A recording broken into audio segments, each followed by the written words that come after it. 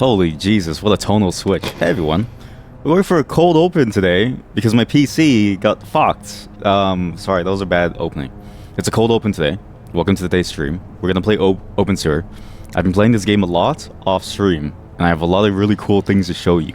I'm going to start talking as we're playing this game because I realized the fundamental truth about this game, and it's the same as any survival game out there. It's periods of nothing accentuated by periods of something. In that way, survival games best capture the reality of life in the exact same way. My entire PC exploded, and I've been gone for about maybe like a week and a half. Deep. And the reason why I was gone is because my life is a series of nothing accentuated by that 1.5 week of something. You may notice that we're on the 5th floor and that the apartment is looking a lot snazzier. There's some nice stairs, actually. A lot of really cool stuff here. You got some nice wood flooring. You'll also notice that the game is 5 FPS. The game is not poorly optimized. It's not the game's fault, actually. You'll see it as we get closer and closer. But first, let me introduce you to our tenants. So, for instance, this is the Clayson family. They stand like this for 24 hours a day. They don't do anything, actually. So NPCs in this game, this whole section of the game is undone. Basically, having your tenants and having to deal with their problems is undone. So they just stand here the entire day, and they stare at you. We have people on basically every single floor except for the 5th floor. And you've now seen my cock. And from here, it only gets worse. I did some redecorating. I have like a cat. Got a lot of really nice things going on. So the apartment's looking good. Caca. Look at the signs. Goodbye. Remember to pay rent or get cummed on. Welcome. Today's menu. Fuck off. I couldn't find the white M, so just imagine this says the word cum. It's still unfinished. This is like the receptionist desk, and behind here is my home, private property.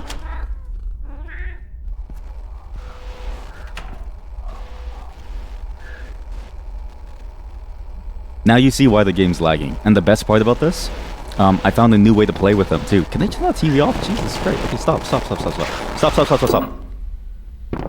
I found a new way to play with the cats too. So the cats actually chase rats. So let's say you place a rat down like this. They'll chase it around until it dies. Even if you're in the build mode. Look at that. They're so murderous. There's so many of them. Look at this. There's hundreds of cats. So I've been collecting cats. I've been collecting rats. I've been collecting fish. I have TV. I have a TV on so that the fish can watch some TV. And I have more cats in here. And I've got a bedroom now. So I've been playing this game a lot off stream because there's nothing else to really do. And then my PC exploded. So now we go into the survival game genre sort of motif, which is the period of nothing, okay? Because this game is just a backdrop in the same way that people would have Minecraft videos so you could watch as you're playing your game. So, or like as you're listening to someone talk, that way you can keep entertained, right? You can be entertained in that way. Rat Jam, judging cats. I didn't even know that I added judging cat. Sorry, I've been gone for so long.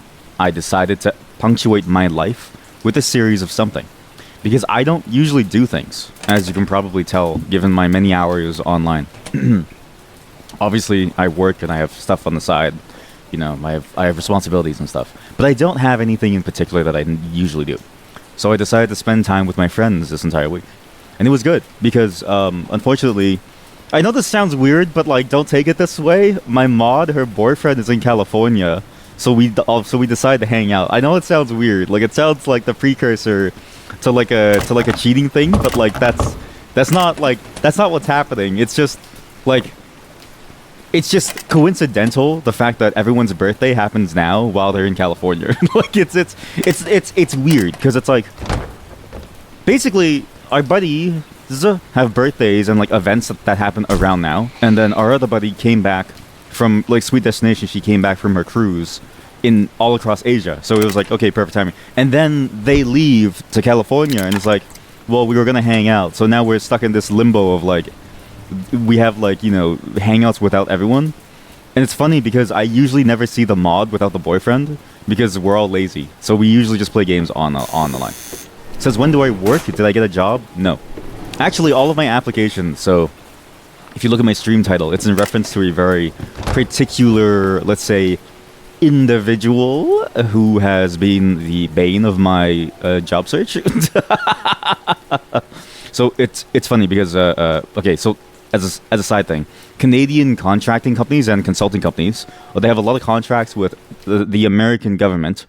I specialize in certain government style work, so which means that when they cut those contracts, I lose the opportunities, and the interviews that I was going for, they say, hey, sorry, we're cutting back funding, so we can't hire you anymore. We'll keep you within our system just in case we need you.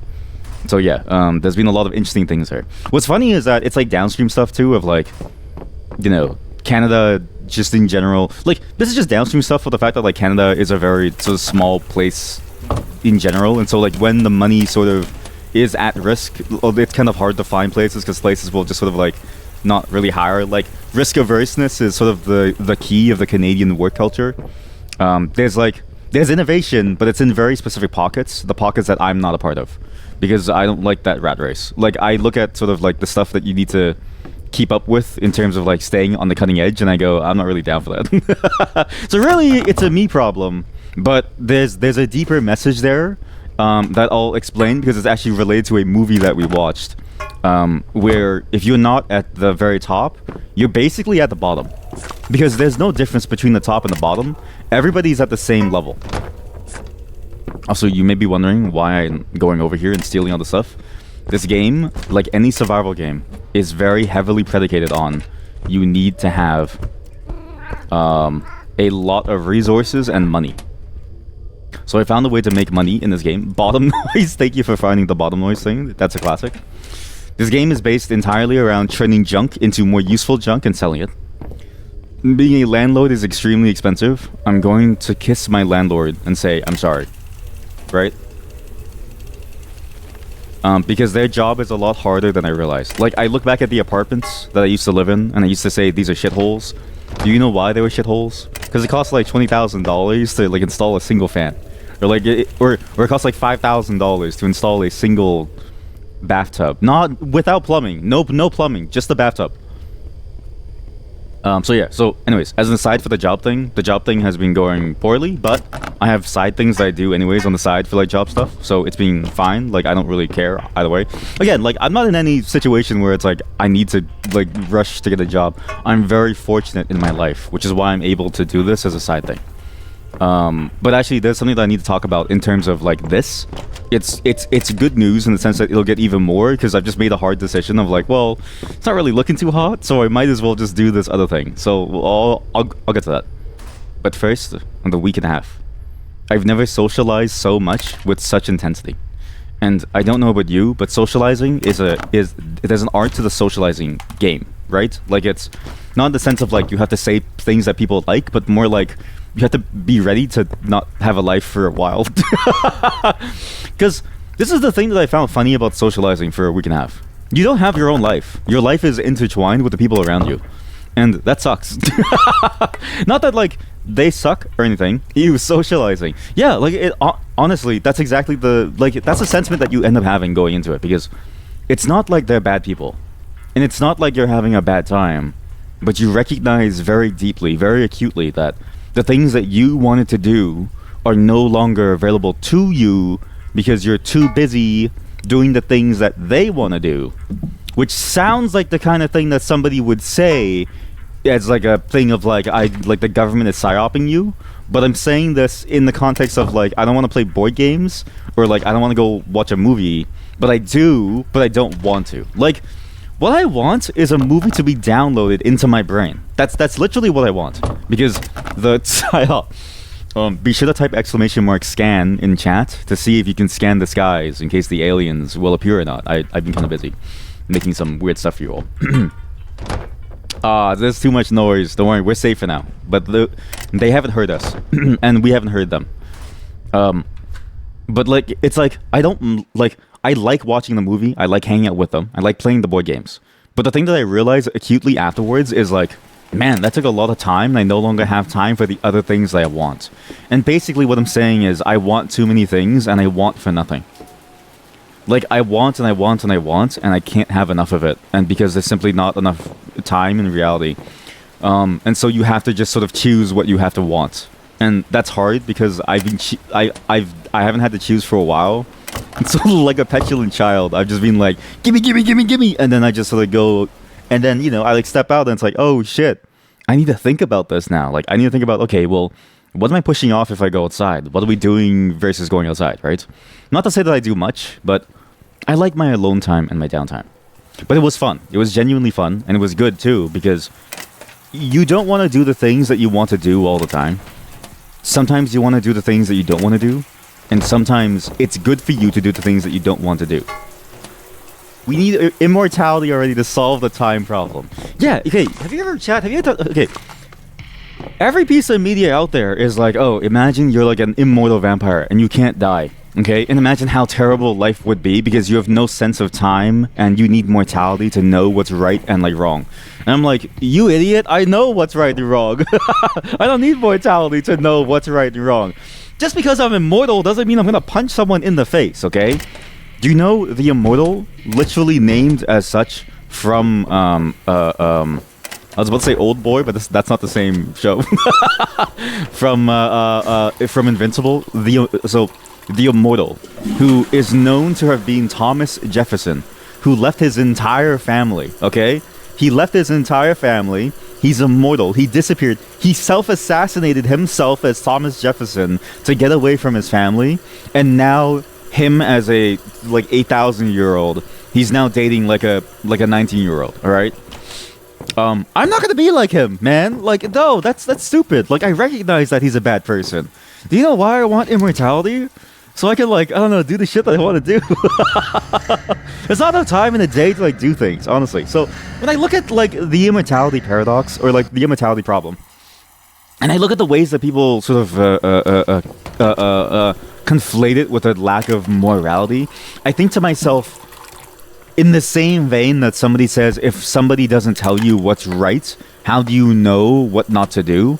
And I look at them and I go, I wouldn't trust you behind my back. Like, if I had to wait at the subway station, and you know how, like, it says stay behind the line, and you have that, like, distance from the, like, track, I would stand against the wall so that you can't pass behind me, because if the voice in your head isn't there, you would have pushed me off onto the train tracks, right? Like, there's a very real possibility that you are not as good as you think you are. Morality is a social construct, exactly. But we're not going to get into philosophy here. This is a shitpost stream, so let's reel it in with a good shitpost. Okay, how do I tie this off with a shitpost?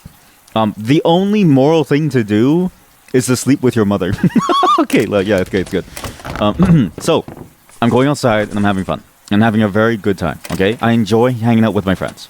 That's not to say that I don't recognize that it's a cost to be paid, but I like paying the cost. I just wish it was free. It doesn't mean that I hate them. It doesn't mean that I hate spending time with them.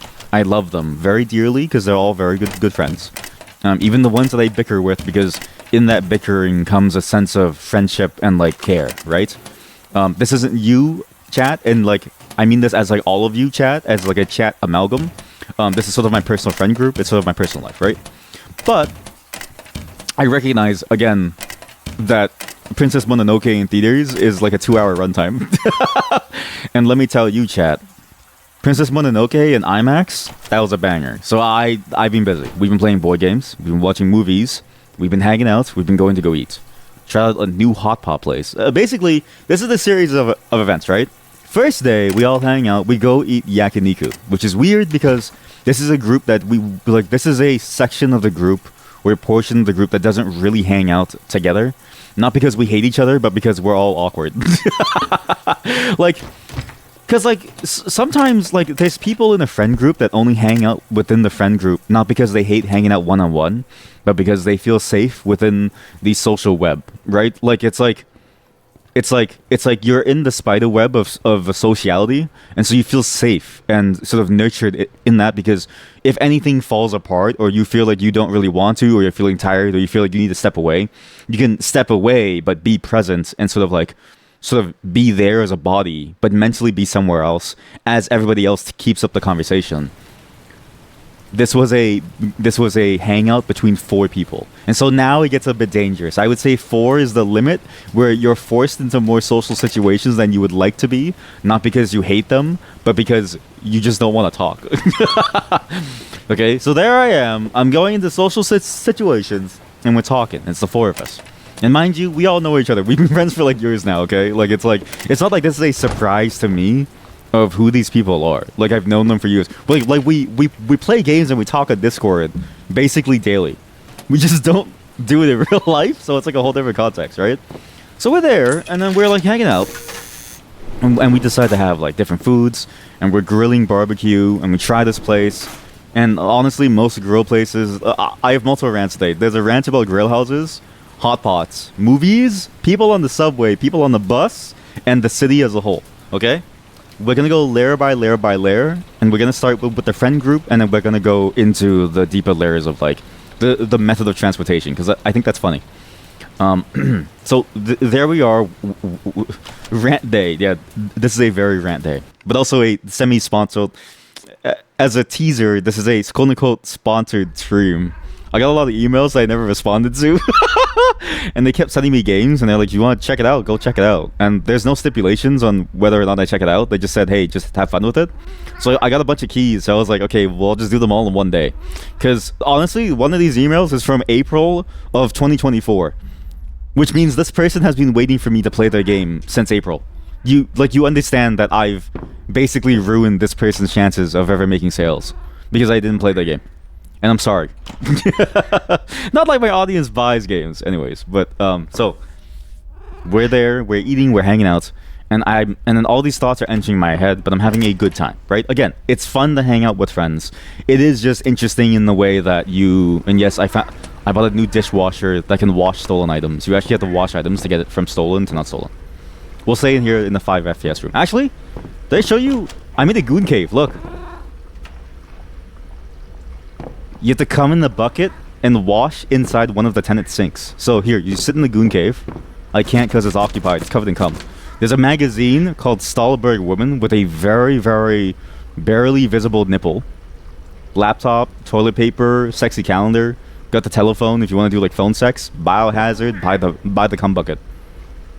And the cum bucket, by the way, is a reference to a thing that I thought of a couple days ago. So this is weird. We walked by like a bunch of like fast food stores because they're everywhere, and I was thinking to myself in my head during the walk, during like a quiet moment. It's funny because again, it's like in front of me is Sweet Destination, and she's like talking about some weird topic, but she's so loud that I can hear her. To my left is the mod, and then me and the mod don't really talk in the sense of like not to each other, but like we just don't talk. So it was a silent walk. And in my head, I was thinking, what if the chum bucket from SpongeBob was the cum bucket? Anyway, so that's the inspiration for like this, okay? Yeah, exactly. You buy games, but you don't play them. Well, okay, well, maybe some of you have a spending problem, and I'm trying to curb that from all of you, all right? We go and we watch some movies, okay? And it's a good time. And again, I'm having all of these thoughts as I'm sitting there, but I realized something. I need to do this more because I forgot what it's like to be a normal person. I'm not kidding you. I was outside and I was about to like, I don't know, scratch my head or like scratch my balls or something. Like at home, you can scratch your balls, no one will say anything. You go outside, you scratch your balls, you will never escape it. And the smaller your town, the worse the consequences, right? But also just the things that you talk about too. Like it's very hard to... There's a different type of like talking that you get into. You can kind of tell by the way I'm talking now. Or maybe I still sound stupid. I don't know. But you can kind of sort of tell that I'm talking in a very different manner that's more reminiscent of like a human being than necessarily a caricature, which is sort of the goal, right? I don't want to be a caricature.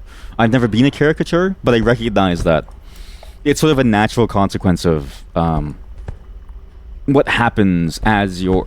Sorry, I'm so gassy. As you're just going through life, is that you sort of adopt certain mannerisms, and there's nothing you can really do to stop that. Yeah, if you can ever, okay, if any of you can figure out how to use the cum jar email, please let me know, because I don't know how to layer it on. But in doing so, I learned a lot about myself, and I'm going to tell you all, you should all go and touch grass. Touching grass is probably the best thing that I've done in the last couple of years, right? I say years as if I've never been outside, but like I've been outside a lot. But every time I get to the moment of having to touch grass, I dread it. There's like a sense of anxiety that fills me. And then the moment that the pollen hits my nose, I sneeze. Sorry, that was just it was just an allergy joke. No, but for real though, I actually do enjoy going around and talking to people. Again, you learn so much about the world and yourself. And I learned a lot of things on my trip, chat. As we wait for this wiring component. If I'm washing this in the washing machine, doesn't this just make it like useless? Anyways, look at my fridge. There's a lot of fish. I learned a lot. One, people on the subway are animals, like actual animals, and on the bus. Okay, dude on my bus. I don't know what the fuck was going on. Okay, I go on my bus. Dude in the back, knocked out. He's laying across the entire back row of the bus asleep. Okay, it's not a busy time, but you also don't really want somebody to just do that, because then it's like it makes it awkward for you in the sense that there's no space for you to do anything. Okay, so this dude is like knocked out. He's like asleep.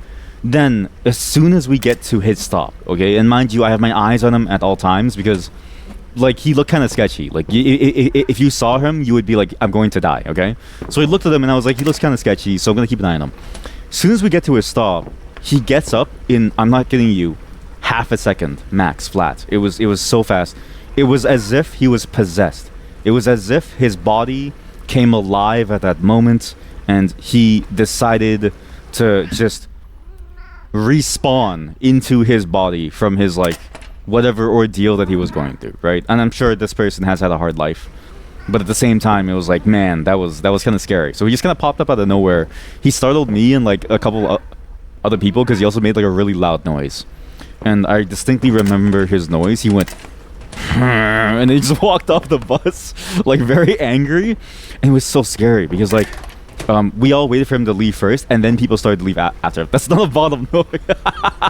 I don't think he was, I don't think he was thinking like, oh yeah, this is the noise to make. Like, I just think it was like it was more of a guttural noise that came from the bottom of his heart, that was designed to connect him with sort of the world in a way that said, don't fuck with me. I'm tired. I'm busy and I'm tired.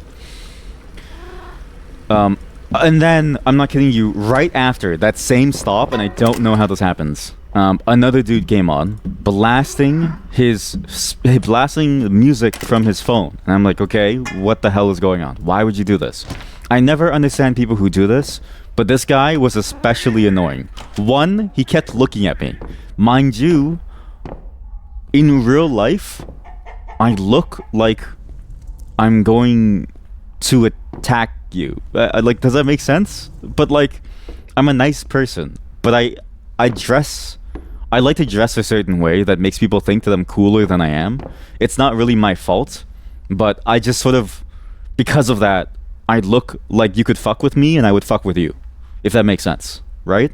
Which is also good, because it affords me some leeway in terms of how I can approach someone and like get some peace and quiet in my life around these like strangers. But this guy in particular, I don't know what he was on, but he just kept staring at me, okay? And he had his phone playing the music the entire time, all the way to the subway. Ends up at the same subway station as me. He's walking back and forth. And I go, what the hell is going on? Because at this point, now we've got two things, right? I didn't mind the first guy, because he was just tired, right? It was a little scary, the way that he got up and like made that very deep, guttural noise of like, but I think of it like the guy who like made the video of him going Super Saiyan. Sometimes it's like good to grunt. Like, try it right now in your room. Just to go for a grunt, right? As you look at my 5 FPS gameplay. But this guy, I don't know, man. He looked very angry at the world. So he's playing the music and he's just going back and forth. Okay, he sits behind me. I move a little. Then he does like this son of a gun. He's like, he looked at me and he was like, I don't know. There was something in his eyes that said, "Son of a gun, I'm in." He follows me, and he keeps walking behind me with the music. Okay, and then at some point, like I have a bad habit of being very confrontational. I try to stop this, and my wife has this too. And my wife, I have to tell my wife to stop it too, because at some point we will have to get into a fight. And she doesn't fight, but I do. So it's like, but I don't want to fight because I'm lazy.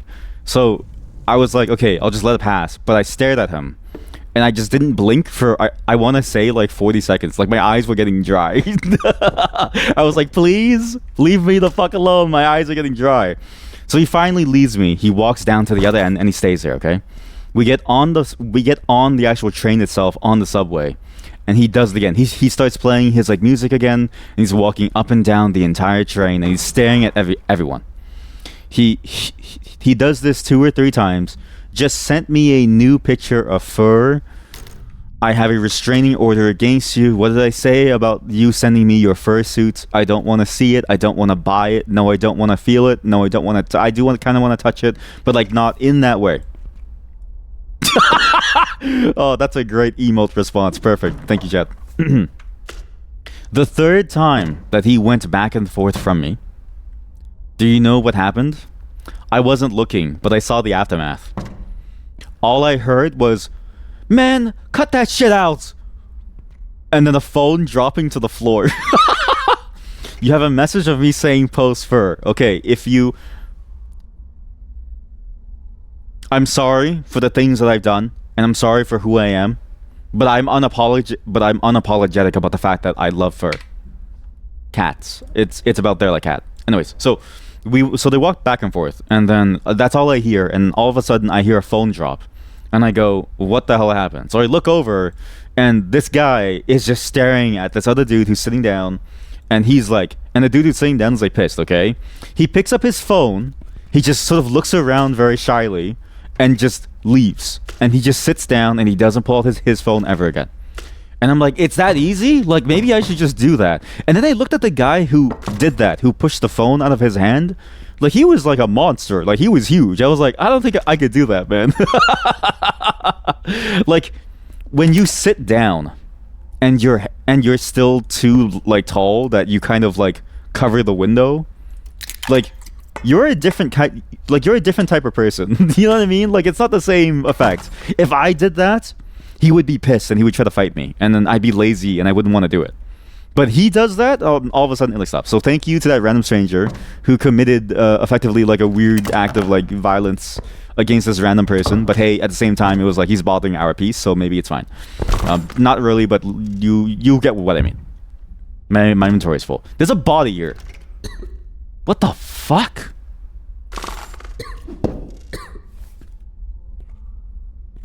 And that's just, and mind you, this is in the span of 15 minutes. So both of my bus and subway stories happen in the span of 15 minutes. And I haven't taken a bus in a very long time. Not to say that I'm like privileged to have a car, but well, I am. But I'm also just saying that like I don't really go outside. So it's like, and if I go outside, usually my friends and I, we go to different places. Like we go to places where there's no train service. So we have to take a bus, okay? So like most of the time we don't have an option not to take the car. Like you have to take the car, otherwise you can't get to these places. This is the one time that we went downtown, which is that was a bad move, okay? And in 15 minutes, I feel like I've just witnessed, you know, some of the strangest things happen. And I feel like, you know, immediately there was a sense in my head of like, what is going on? What have I stepped into? And why is it happening so early? It's only 12. And then I was talking to my friends later, and they were like, dude, you know people wake up at like 6 to go to work, right? And I'm like, oh yeah, that's what I used to do, but I forgot. Because I've been unemployed for a while. Honestly, if you don't wake up at 6 for like, I don't know, 2 weeks, you kind of forget that you have to wake up at 6. Like your body naturally acclimates to its own time. And I acclimate towards like a good, you know, 2 or 3 p.m. time. So yeah, there I am on the subway. All of this is happening, okay? But that's fine. It's still a roughly good time. I then get on the subway, and I forget the worst part about the subway is the fact that it never is on time, and it always breaks. So what happens? As soon as I get on the subway, I hear And in my city they say line one, line two, line one delay, line two delay, power outage on the entire line. I was like, ah, shit, here we go again. Mind you, I'm already like going early, but I suspected I would be late, and I was correct. I wasn't the one who was late though; my friends were. So I go, and there's a power outage through like half of it. There's like no lights on, but trains are still kind of running. It's like kind of spooky. But then, like, I just forget how weirdly poor the public transit is in my area. Where I'm like, man, like, you would think that after years they would solve this. And I remember thinking the same thing last time I had to take public transit when it was snowing, and I live in Canada, and so when they said, sorry, the trains aren't running because there's too much snow, I think to myself, you motherfuckers. We've been here for our entire lives, and you still can't handle the snow? What's the point? Like, what's the point of you? It's nothing changed in the last, like, I don't know, like, when was Canada founded? Nothing changed. Nothing has changed since 1867.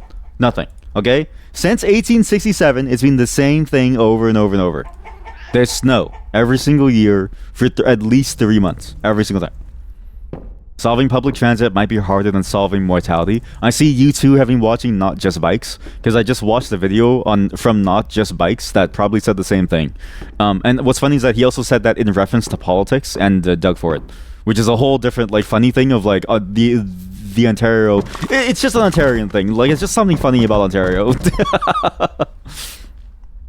Okay, so this entire time I'm like doing all of this, and I realized, okay, well, at least I'm going to be there, okay? So we go and we finally get to watch the movies. Now, there were 2 movies. There's 2 actually very major movies that I've been looking forward to for very different reasons. One, the Minecraft movie. No idea who you're talking about, but maybe great minds just think the same. Okay, well, I'm gonna in the Discord. I'll remind me later. I'm going to link Not Just Bikes. I go and I watch 2 movies, but one of the movies I watched at home before I went out. But 2 movies I've been looking forward to. The Minecraft movie, so left hand, right hand, okay? 2 different hands. Left movie, Minecraft movie. Right movie, Princess Mononoke in IMAX. Very different target demographics. One is about the conflict of nature and humanity, and about the responsibility of people and the power that we have to both destroy and create life, and the ability that we have to sort of like bring back life if only we were able to sort of look beyond our sort of greedy, short-sighted desires, and if we sort of critically examined the idea of human nature and this idea of otherness as something that's present from the very beginning, given that the main character is from like a very small tribe even, and if you sort of read interviews, they like talked about how the story was inspired by how the creator of it, Miyazaki, he wrote the story with this idea in mind that a lot of foreigners will talk about Japan and the Japanese people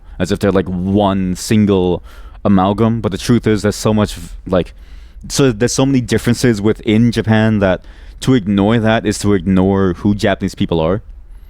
On the other is chicken jockey or crafting table, or like the 69 scene, okay? Yeah, so did you know Sonic was inspired by Princess Mononoke? What the fuck do you mean? There's no way Sonic was inspired. Sonic? Princess Mononoke. What? Okay, well, I'm lucky because every single link that I saw, if the first 3 results don't say it, it means that you're lying. So, there's 2 different movies. I watched the cut of the Minecraft movie that was unfinished. So, for those of you who don't know and who wasn't here last time, there was a couple of screenshots floating around of a version of the Minecraft movie that leaked. It was the unfinished version, which was fully finished in terms of acting and, the writing and stuff, but wasn't finished in terms of CGI. In fact, the only parts of the CGI that were done were the trailer bits, as well as the most important bits of, like, the story, okay? So, I decided to watch that because I couldn't convince the mod to go watch the Minecraft movie with me. She said, and I quote, Like she did the Minecraft villager noise in like a disapproval in response to my request that we go watch the Minecraft movie. So I was like, okay, fine, you can yourself, and I'm gonna go watch it over here. That's a whole body. Glowing mystery steak. Okay, well that's very nice. So I watched the movie at home, and it's. I'm gonna offend some people, and I want you to know, like, just cover your kids' ears. That movie is like a 2 out of 10. It's a solid 2 to 2.6 out of 10, or like 3, like a 2.2, 2.5 to 2 to 3 out of 10. It's a 2 to 3 out of 10, maybe 2 to 4. Okay. If I'm thinking kids movies, I would say Cars is more entertaining. I would say The Incredibles is more entertaining. But these are more young adult movies than necessarily kids movies, right? When I look at the Minecraft movie, I don't think, wow, this is an amazing movie. I think to myself, this is what you bring your kid to so they can be a part of something. And I didn't get to see it in theaters, so I wasn't a part of that something. So the effect was even more muted. I think if I went to go see it in theaters for that day, it'd be like a 9 out of 10. And then after I leave, it'd be a 2 to 3 out of 10. Because for those of you who don't know, the Minecraft movie right now is so good in theaters that people will just meme every single line. They'll talk about it. It's like a whole event that people go to. I've heard it described as similar to what happened during Endgame from my friends who have seen it with their kids. Where when they went to go watch Endgame for the Marvel movies, which I also didn't watch inside theaters because I was like, fuck it. They said that it was very, very rowdy. And so when I think of that, I go, damn, that's kind of cool. But watching it at home, you're very acutely aware of the fact that no matter if the movie was finished or not in terms of CGI, it's shit. So the movie opens up with this like random segment about Jack Black being a child who, and it's heavily implied that he's like a child slave, basically. And he's just in this mine, mining for like stuff. And then he decides to go to a place where he's free or something. To like build and make things. So he goes into Minecraft land, and then he's stuck there, and he's captured by like the piglins from the Nether. Okay, and then he's there, and then they strike a deal, and he's like, okay, I'll get you the little blue orb thing, the blue cube thing that gives you the power to build anything. And then all of a sudden, it cuts to this kid who's like really inventive with his stuff and makes a whole bunch of really cool things. And I'm like, what the hell is going on? So there's immediate contrivances. There's just random plot points being forced in. There's just actors appearing out of nowhere. You have Jason Momoa. Jason Momoa's character is actually one of the most accurate characters in real life. It's sort of like the child genius that grows up to be a loser. And he played the loser so well that I sort of wonder, is this why I don't see him in like good movies now? Like, because my friend and I were talking about this because I was watching it with my buddy on Discord. He had his own copy of the movie legally on Discord, and we were talking about how, yeah, I've never seen Jason Momoa, and he goes, yeah, because have you seen Jason Momoa? He was like, there's a reason why he's not getting roles, man. Like he's not exactly like an A-list actor, but he's like, so it's funny because he's not exactly like an A-list or like a very good actor, but at the same time, he's not exactly like a kids movie actor either. Like I think of him as like Aquaman, and that's basically it, right? So when I see him in this movie, I go, why is he in the Minecraft movie? But it somehow works because he's so good at being a loser that I can't help but wonder, is it acting or is it like is it method acting? And then how much of a method is there to this madness? Okay, you know what? I'm gonna go sleep in my own bed downstairs as I talk about this, and we'll go see my 20 cats. Then the movie progresses, and we see these kids get transported to this random place, the Minecraft land, because of the cube that they find inside the Jason Momoa's game store, and then the whole movie keeps on going. Okay, that movie has a lot of weird scenes, and I didn't expect to laugh in certain places. Like I thought to myself, this movie's going to be shit, but I have to watch it because I need to connect with my niece and my nephew. But I actually laughed at quite a few things. Like it's actually it has good zingers, right? It has good zingers, and the zingers all come from Jack Black. I think Jack Black is a tour de force in terms of what you can do, because he has that sort of very, very simple, well, not simple. He has that very sort of like easy to understand, easy to execute, easy to understand, difficult to execute type of humor, whereby he knows how to say something in a way that's funny, and then his character, when he says it, And given the context of how he says it, there's just something funny about the way that he does it that it just hits even better. Like, he's really good at the delivery of a one line out of context funny word. This on top of the fact that every single line that he said that was from the trailer that was memed on was really good, all the way through. So, and then you have like various other lines like chicken jockey. That one got really popular apparently. Like, I've been hearing chicken jockey everywhere. I can't wait to see my niece and my nephew and just walk up to them both, put my hands on like both of their shoulders and just say chicken jockey, and then they would be like, oh shit, he knows. But yeah, so you watch the movie, right? And like Jack Black carries it for all of it, but Jason Momoa has some good portions too, though his character is a bit insufferable. The other two characters are like these like, you know, these like kids, like one of them they're both abandoned or they're orphaned. I couldn't really tell. Anyways, this story shit. Like the story is so bad that you can basically ignore 99% of the movie, right? You're just there for the funny zingers and the weird musicals. So for some reason, every movie that Jack Black is in has to become like a semi musical affair, and there's always a bit of a musical element to it. And there was a fair amount of music in this one. Like, there was a lot of weird facts, like saxophone playing. There was a lot of weird singing. There was a lot of like funny lyrics, like your very typical.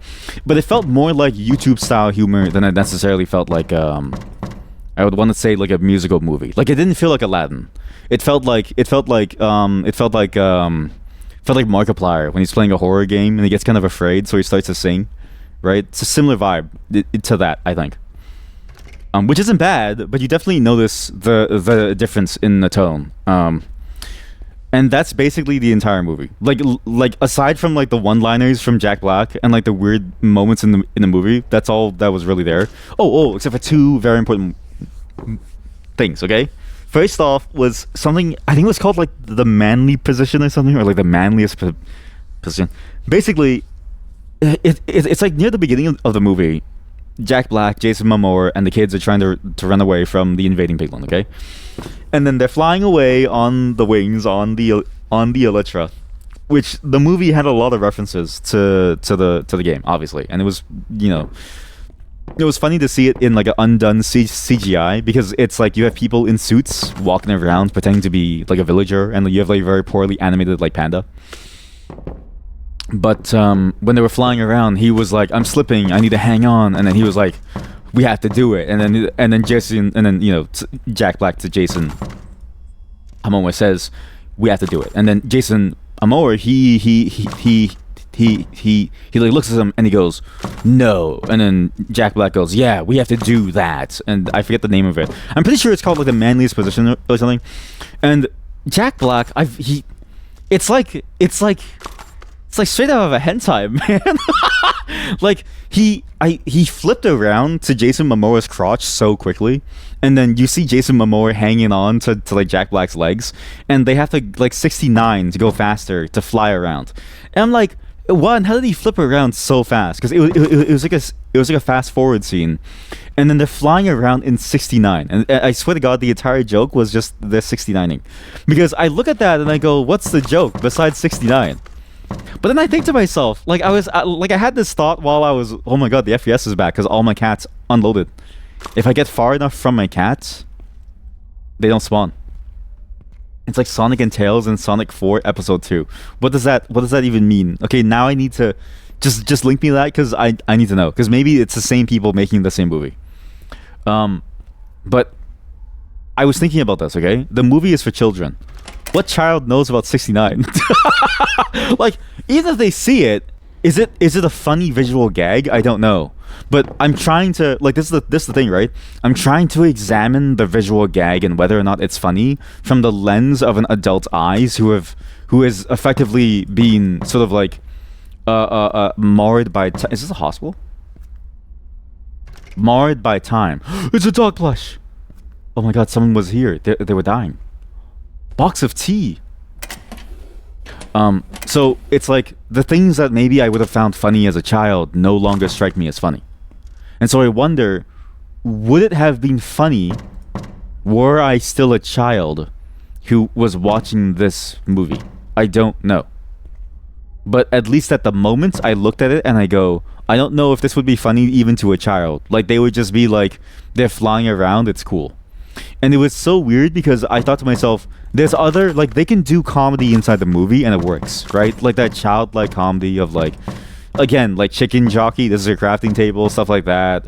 Like, it just, like, that stuff works, yeah?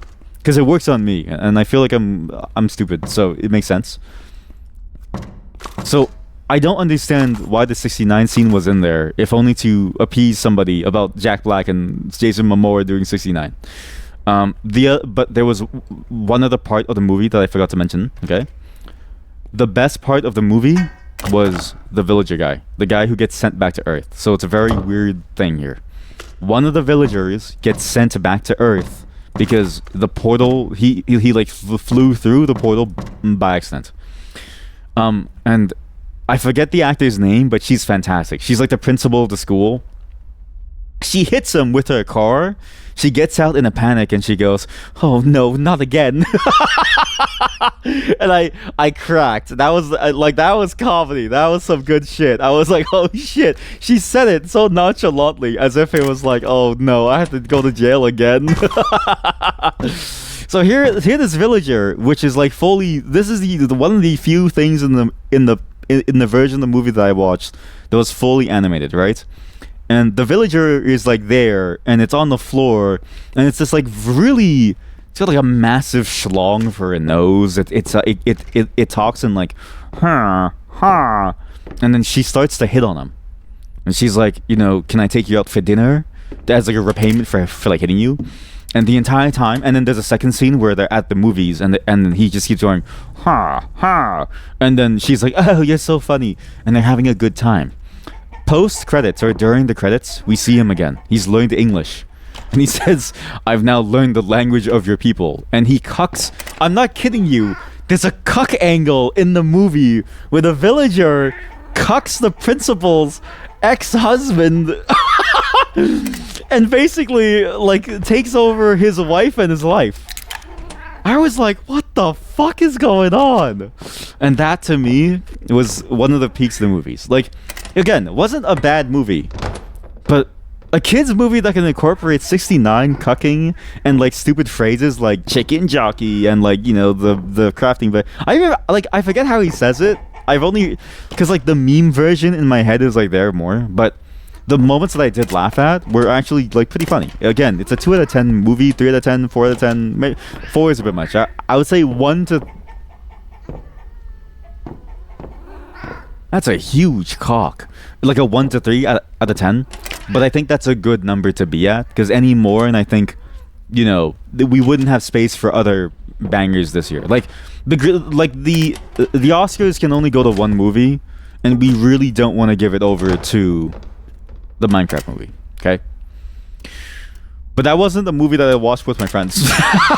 That was a movie that I watched with one of my friends who was in Discord at the time because we were playing TFT together and we were hanging out. The movie that we actually went to watch was Princess Mononoke, which was the movie that we wanted to watch. So Princess Mononoke has been doing the rounds in IMAX, which is a cool little format that I forgot how good it was. So let me describe it in a way that I think best represents what IMAX is to the average person. For the first, let's say, for the first, 10 minutes, you're deaf. Because it's so loud that your ears reflexively churn off to prevent the hearing damage from going into you, right? So that's sort of what happens with IMAX movies. But then it settles in. You have a very nice large screen. It's a very, very high detail. You have like the full... range of color. And then you listen to the audio and you realize it's not just the series of channels for the audio. It's as if the sounds, oh my god, that's 60 FPS. It's as if the sounds are coming at you from every single angle around you. It's like there are people in front of you walking. And that movie is already a masterpiece, I think. But I'll get into sort of why it's sort of like a hit or miss for some people. But to me, it's like a masterpiece in the sense of it works very, very well for what it's trying to do. And in terms of its spectacle and its sound design and stuff. But I think this got even better when you recognize that the way that they remastered it made use of the IMAX feature set to give you more of a full-bodied experience. It's probably the best way to say it. Because when you see the scenes where all the people in the town are walking by this busy town, when Ashitaka first arrives inside town, and I know I just said Ashitaka like a Texan cowboy trying to pronounce like a Japanese prince's name, like hey Ashitaka, but that's how I'm not really good at pronunciation. But when he gets into town and you see all those people moving around, you can look, you can pinpoint a noise in the soundscape that you're hearing. You can hear the oxen moving, and you can close your eyes and you can open it again, and your eyes, where you look at to hear the noise, that's where the ox is as it's pulling the stuff inside the scene. That's how accurate it is in terms of sound. And for that movie, glowing urine. I know that sounds disgusting. And for that movie, it was fantastic because it means that you get to have a sense of it being there in a way that I don't think a home setup would. And I've seen that movie in a 7.1 speaker setup with like a full speaker setup, and it still doesn't come close. So again, IMAX is a great way to watch movies if the movie works well with it. Some movies don't work well with it. Sometimes I watch like a movie that's similar to like a Michael Bay or Christopher Nolan, where it's like it's very loud, but you don't get to make sense of anything. It's just loud, right? And I think to myself, well, that's a bit of a shame, yeah? But this movie is not like that. The way that this movie is, it's not just a loudness thing. The loudness matters. It's the fact that there's accentuations, like there are accents between these different noises. Can I break inside this home?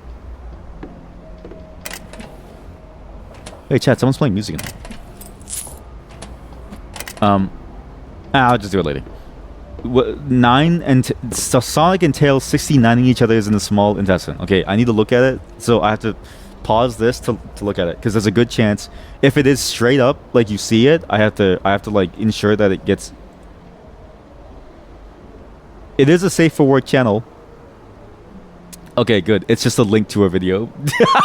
Okay. Well, another chatter is responding. Okay, just don't explain anything.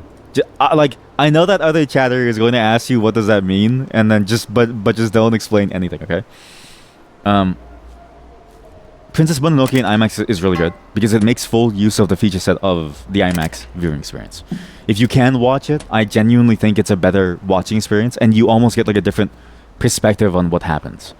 But IMAX doesn't carry a movie by sound alone. Again, Michael Bay or Christopher Nolan style movies where you hear just a lot of noise doesn't really work nearly as well.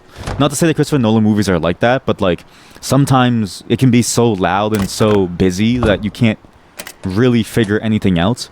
Whereas I think with Princess Mononoke, there was so much silence in that movie that it used to great effect.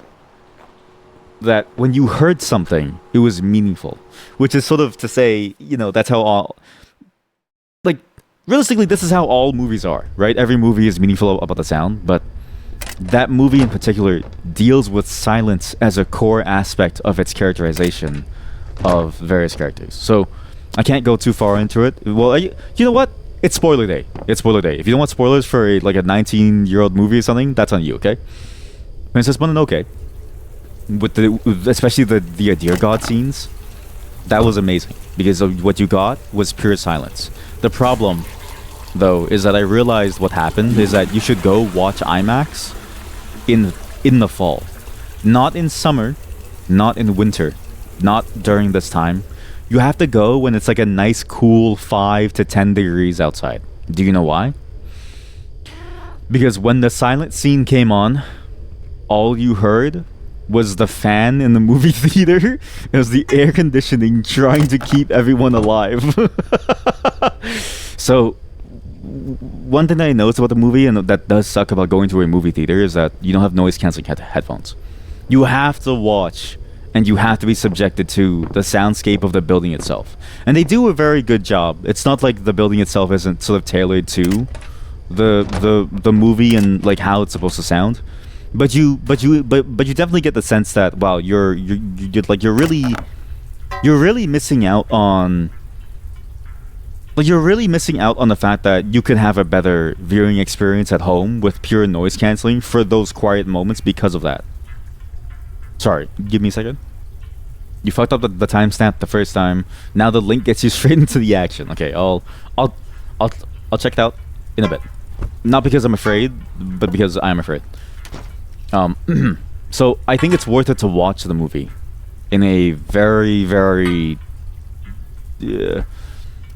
particular environment. Has to be 5 to 10 degrees outside. You have to make sure that the building has no AC. So if you have a heat stroke, you just die, but that's fine. You die for the sake of art, and that's really that's just life. Like you should, if you die for the sake of art, then I think that you're living. Okay. Cost me 25,000 OC to upgrade to a nice decent wall. Okay, well, that's pretty expensive. By the way, oh shit, I forgot to show you. We have a basement now. But first, let me show you how I make money in this game. Okay. You may have noticed I've been picking up this scrap metal off the floor. It's a very important resource for me to make money. In the moments when it was loud, boy was it loud. And I forgot how intense that movie was. So now I talk about the movie itself. The viewing experience was great, the movie is fantastic, but I forgot how intense it was from start to finish. And what's funny is that we were watching the Japanese original dubbing. So there's 2 versions of it. And I'm not kidding you, Neil Gaiman, the guy who's currently going through, like, because he was like a creep, right? Does he have like a case against him? It's like the case, the allegations, but like it was true, and so he's like, now he's guilty. Like basically, he's like pretty bad. He like he like assaulted people and like stuff, and like he has some pretty bad things to like people, yeah. But he wrote the script for the English version of Princess Mononoke. Because he is a prolific writer. Not to necessarily say that he's like the best writer or something, just that he writes a lot, and a lot of people will get his writing and will like read it, right? And the English dub almost has a very different feel to it. One, the wolf god Moro really does sound like a god in the English version. In the Japanese version, she reminds me a lot of the characterization that you see. That's more reminiscent of like a almost like a matron of the house or like a matriarch type of character, where they don't sound godly, but they exude power. And that's the thing that really got to me, was that different sort of voice acting style between the dub version and the sub version. The dub version, however, the voice acting is like really good, so I still think it stands up well.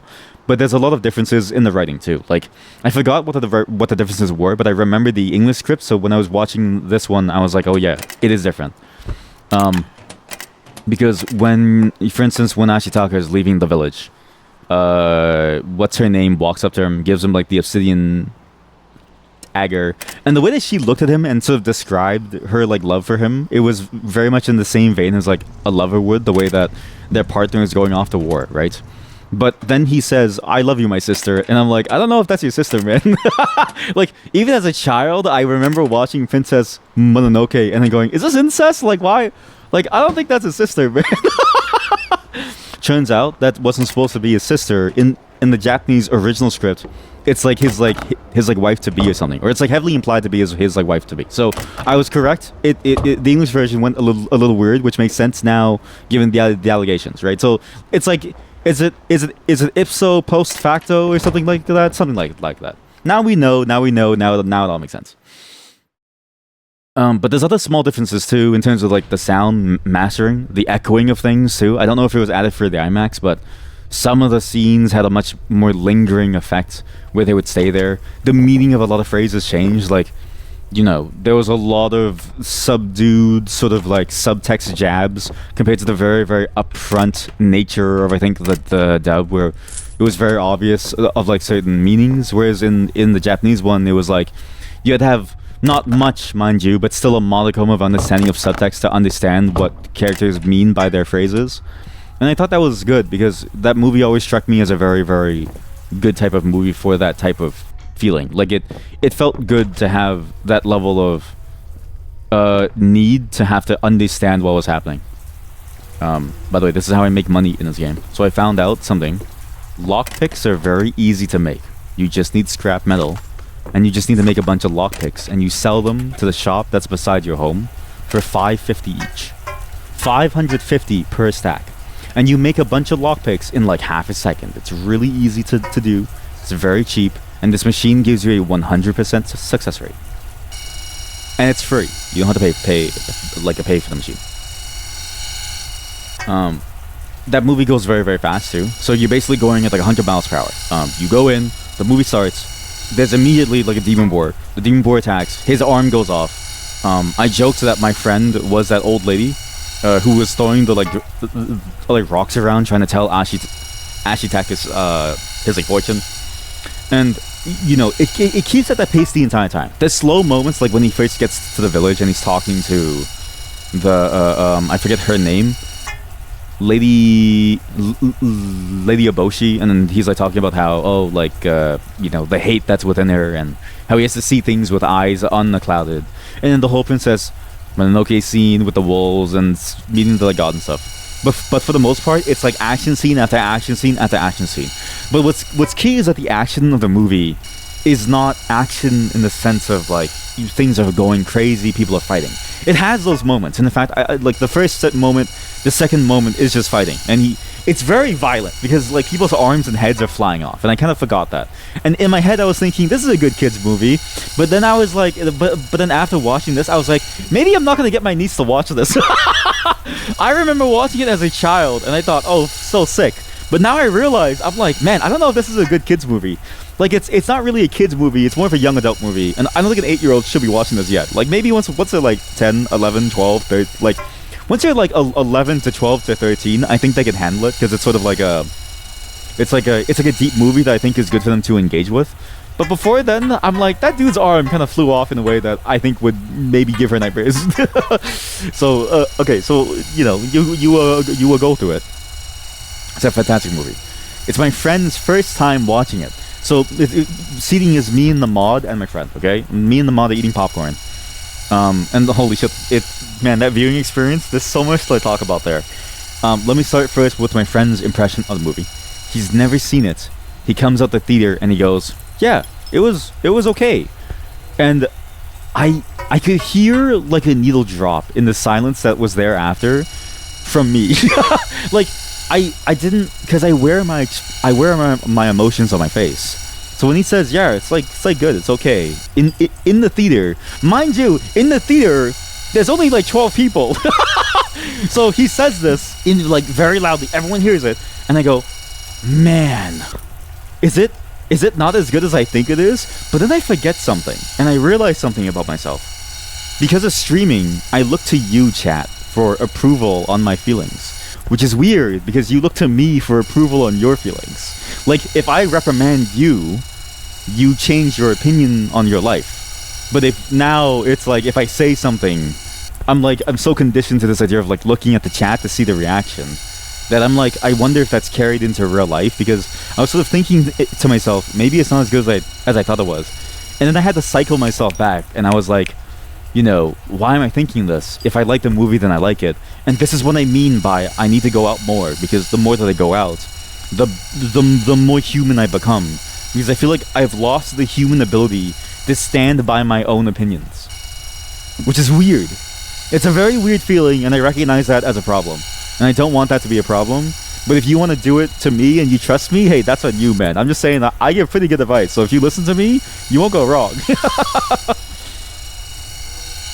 The viewing experience of the movie was awful. So I know I just, you know, espoused upon how IMAX is amazing, and how it's such a great viewing experience, and how it looks and sounds amazing in the theater, okay? But there's a problem. So we get there late. I'm walking around this like bookstore. I get like a couple books, and I get some really cool books. So let me show them to you. I get this book called Before the Coffee Gets Cold, which is translated from Japanese. Original author is Toshikazu Kawaguchi. It's a very weird short story, a series of short stories about, you know, this time travel place where it's like a weird sort of like fun, sort of very easy reading type of fiction thing, with time travel and the way that people want to use it, but there's rules behind how you use it. And so it's more of it's almost like a character exploration piece where the characters are exploring themselves and understanding who they are as people.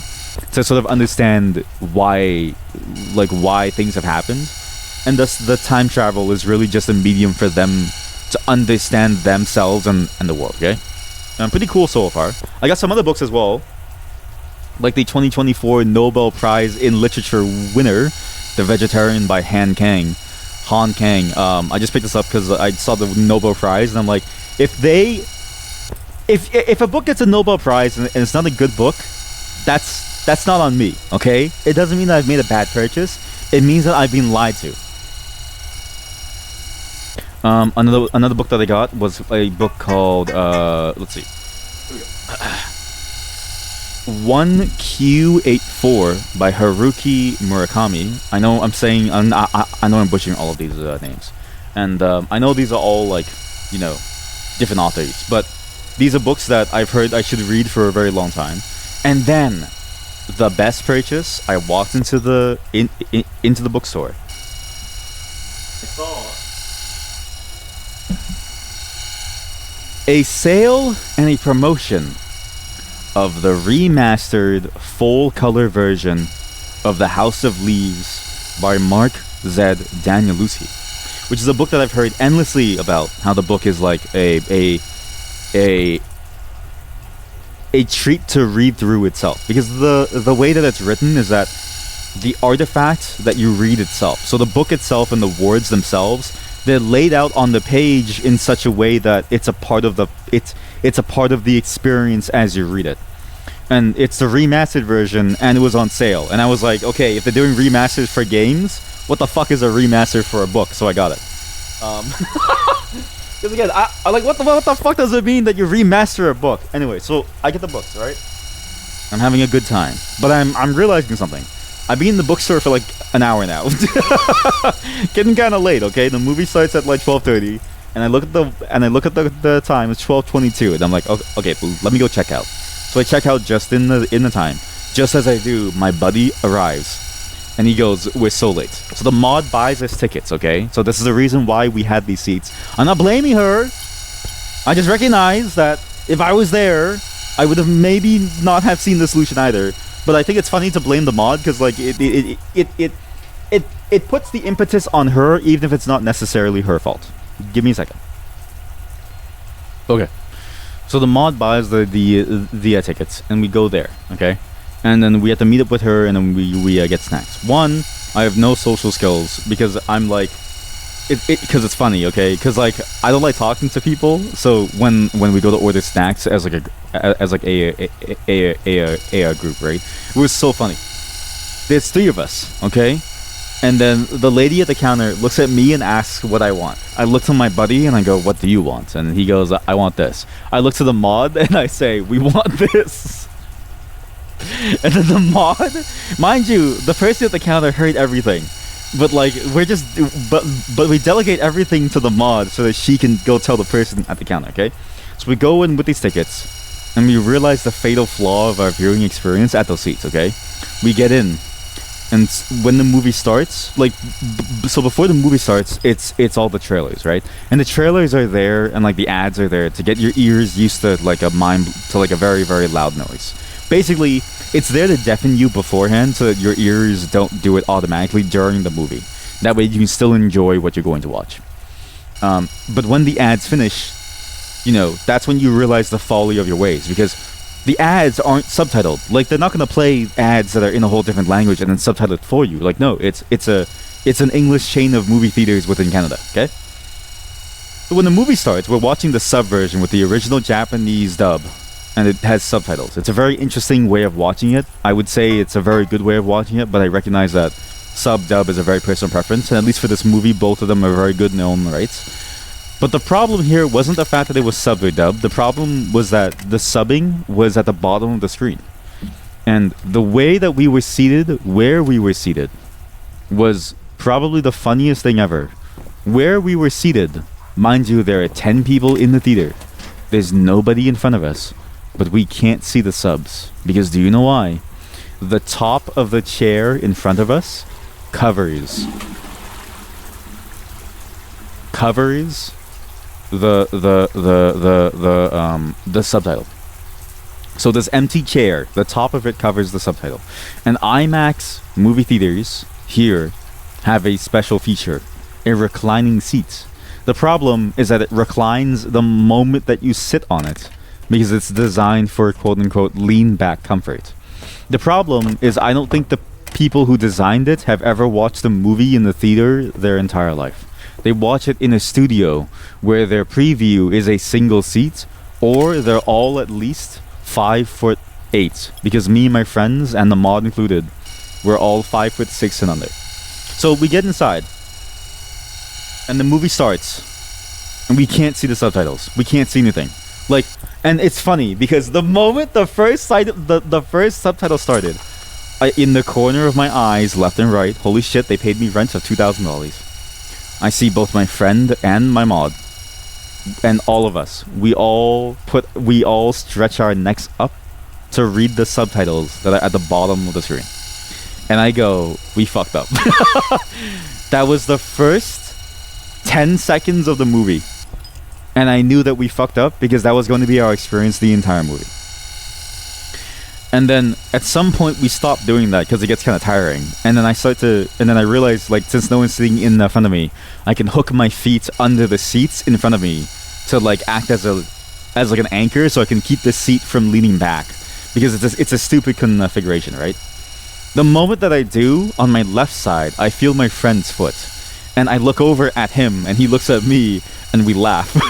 Like, we have a very silent laugh because we know what's happening. He hooked his foot under his seat because he's running into the exact same problem. So here we are. You got, like, multiple people with their feet hooked under the seats trying to stay upright just so we can watch this movie without having to crane our necks over the top of someone's seat. And I just think to myself, what have we gotten ourselves into? But the thing was, I blamed the mod, but at the same time, there's no way that we could have known. Because even if I was buying the ticket, let's say, okay?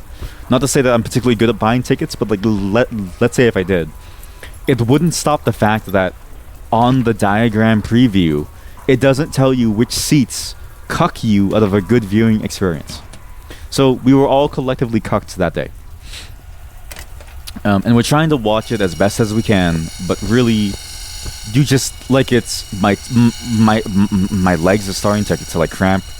Everything hurts. Like, no joke, there's still a line in my boots. So after the movie, got home, checked my boots, there's a line where the edge of the bottom seat that I was hooked onto is like, it's like being imprinted onto my boot. Like, it doesn't go away. I tried to clean it and like fix it, because I take good care of my shoes, and I like oil them and like stuff, because they're like, it's like leather. It doesn't go away, okay? So I'm like, oh shit, that was bad. So, but the entire time during the movie, my legs were like numb. The viewing experience was awful because of that, because we're all trying to survive, okay? And then there's like small things. So one, we're all sharing snacks, and the mod and my friend are genius because they bring plastic bags to like share the snacks with. I'm like, that's actually genius. So they use a Ziploc bag and we pour the popcorn in, okay? Before we get to the movie, like a day or two before, I asked them, because I haven't gone to the movie in a while, but back in my day, there used to be a thing called flavor shakers, or like powder shakers or something. It's like a Colonel's powder shaker. Basically, they had flavoring for various types of popcorn flavors that you could shake onto your popcorn. And I know this sounds weird, but like, it's a Canadian classic. The Kutcha flavor was so good. The Kutcha flavor was like a 10 out of 10, okay? And you would shake, Kutcha powder onto your onto your popcorn. I know this sounds weird, but like Kutcha flavor anything is really popular in Canada, right? So I asked the mod, I'm like, oh hey, back in my day, there used to be these shakers, because she's like 26. And the joke is that she's like too young to remember anything, okay? So I'm like, do they still have these? And I get a resounding group chat no. Like, everyone in the group chat says, you're stupid, bro. It hasn't been like that for the last like 25 years. And I'm like, things have gone downhill ever since I was a child, right? Society has gotten worse. Let's go back to the good times, but also drop all the bad times. And actually, it was a very bad time. So actually, right now is better. But anyways. So I'm like, okay, well, fine. But I have popcorn flavor powder because I crave it, and I have the flavors that I miss. So on the way to the theater this entire time, in my fanny pack, I have 3 flavors. Dill pickle, which tastes like cleaning powder. All dressed, which tastes like all dressed. Is it Lay's chips? I think. And cheese, which no one ate. So we get to the theater, and I'm like, "You guys want some powder?" And they say no. So I'm like, "Oh, okay." So I pour out the like popcorn. Okay, problem 1: pouring out the popcorn, a large bag of popcorn, into a small Ziploc bag, is a very strenuous task. It's very hard to get the popcorn to fall in without falling out, right? And I'm like, okay, this is kind of a disaster. Then they go, okay, put your powder on. Let's like try it. It's dark in the theater. I don't know how much powder I'm pouring, so I do my usual couple of taps. But it's been a while since I've had popcorn. I poured way too much. It tastes mainly like salt. It's basically just salt at that point. Okay. Then they want refills because apparently all of my friends eat popcorn like they're inhaling it like a vacuum. Okay. So I pour it out, and then, mind you, I'm so bad at timing this that every time I eat popcorn or I'm pouring out the popcorn, it's a silent scene. So not only do you hear the fan in the top left corner, all you hear is like the faint rustling, is the faint shaking and rustling of a popcorn bag and popcorn like kernels falling on the floor. Because it's really hard to aim in the dark into a small Ziploc bag. That's all you hear, okay? And then, because I poured too much, everybody hates the flavor, and they go, I don't want to have any more flavor. So I put everybody off of the idea of flavored popcorn because of my hubris that I was better than my eyes were designed for the dark in some way, okay? Overall, pretty disastrous venture. People, however, are enjoying the popcorn, and I am too. And then the quiet scenes come on. And I genuinely, like, you can't time this. If it's a movie you haven't seen or a movie that you've not seen in a while, you can't know when it's quiet. But I forgot that the movie Princess Mononoke is one of the few movies that has raw moments of pure silence. So you go in, and it's dead silent when he looks at the deer god. And the deer god stares at him. And just a moment before I put popcorn in my mouth, it's now soggy. I can't chew it because the first scene that had happened, I was like, maybe I can chew it, and I bit down, and all you heard was a throughout the entire theater, and I could feel people's eyes on me, and the mod looked at me, and my friend looked at me, and they both looked at me like, what did you just do? And I was like, I'm sorry, I won't do that ever again. So I didn't. So, but it happened every time, because this is the problem with me and watching movies and popcorn. Okay. Other people can eat and watch. I sit there and I stare in awe of what I'm seeing. And the movie, unlike many other movies, keeps you in awe at every single moment and is absolutely dead quiet otherwise. So the entire time, the movie is like, it's like 90% action. Every single action scene, it's like you can't even breathe. That's how intense it is. That's how important it is. That's how much you have to absorb to understand, okay? So I'm not even eating popcorn. It's like I'm holding the drink in my left hand, got popcorn in my right hand. I'm just sitting there motionless, like a statue. To my right, I see the ADHD mod just like shaking, like just showering down popcorn. To my left, my like buddy's like trying to get the last of his like milkshake out, and it's just I'm the only one who's just there, sitting there, just like doing nothing. Okay. And the moment that it ends, and I go, maybe this is a good time for some popcorn. I throw a couple kernels in my mouth. And the dear god appears, and I go, dear god, why? And then I have to sit there, and these scenes are long. These are long, quiet scenes. It's like 20 seconds, 30 seconds of pure silence and like pure dialogue. And it's not like I think the modern day style of dialogue where it's very sort of like hyper zany, like crazy action. And it's very different, I think, from a lot of different movies in general. Reminds me a lot of like stuff like Oppenheimer, where it's just conversation and silence. Conversation and silence. And Oppenheimer is probably the best example that I can give, but it's not the most representative because even that is still a bit too much for something like this. I feel. So every single time, just bad timing. I'm stuck with soggy popcorn. I don't even think that I enjoyed the popcorn. And at some point, I started to choke because like the popcorn would get so melted and soggy that the starch would sort of like run down my throat. So at the very end of the movie, when the credits roll, I just eat like a good 30% of the popcorn as fast as I can, to try and like not have as much that I had to carry home. And mind you, by the way, the entire time during these quiet dialogue scenes, to my right, all I hear is. I just hear the mod, and she's like munching on it, and I'm like, what is going on? But yeah, it was funny. Between that and like the milkshake, just sort of like my friend, he's like trying to get the final bits of milkshake out. All you hear is like. I was like, oh god, I don't know about this one. Oh man. But it was a good viewing experience overall. I liked the movie a lot. And I liked going to it. I just forgot how complicated movie theaters were. Like it's... Every time I go to a theater, I think to myself, I'd rather just watch at home. Because the home viewing experience really can't be beat.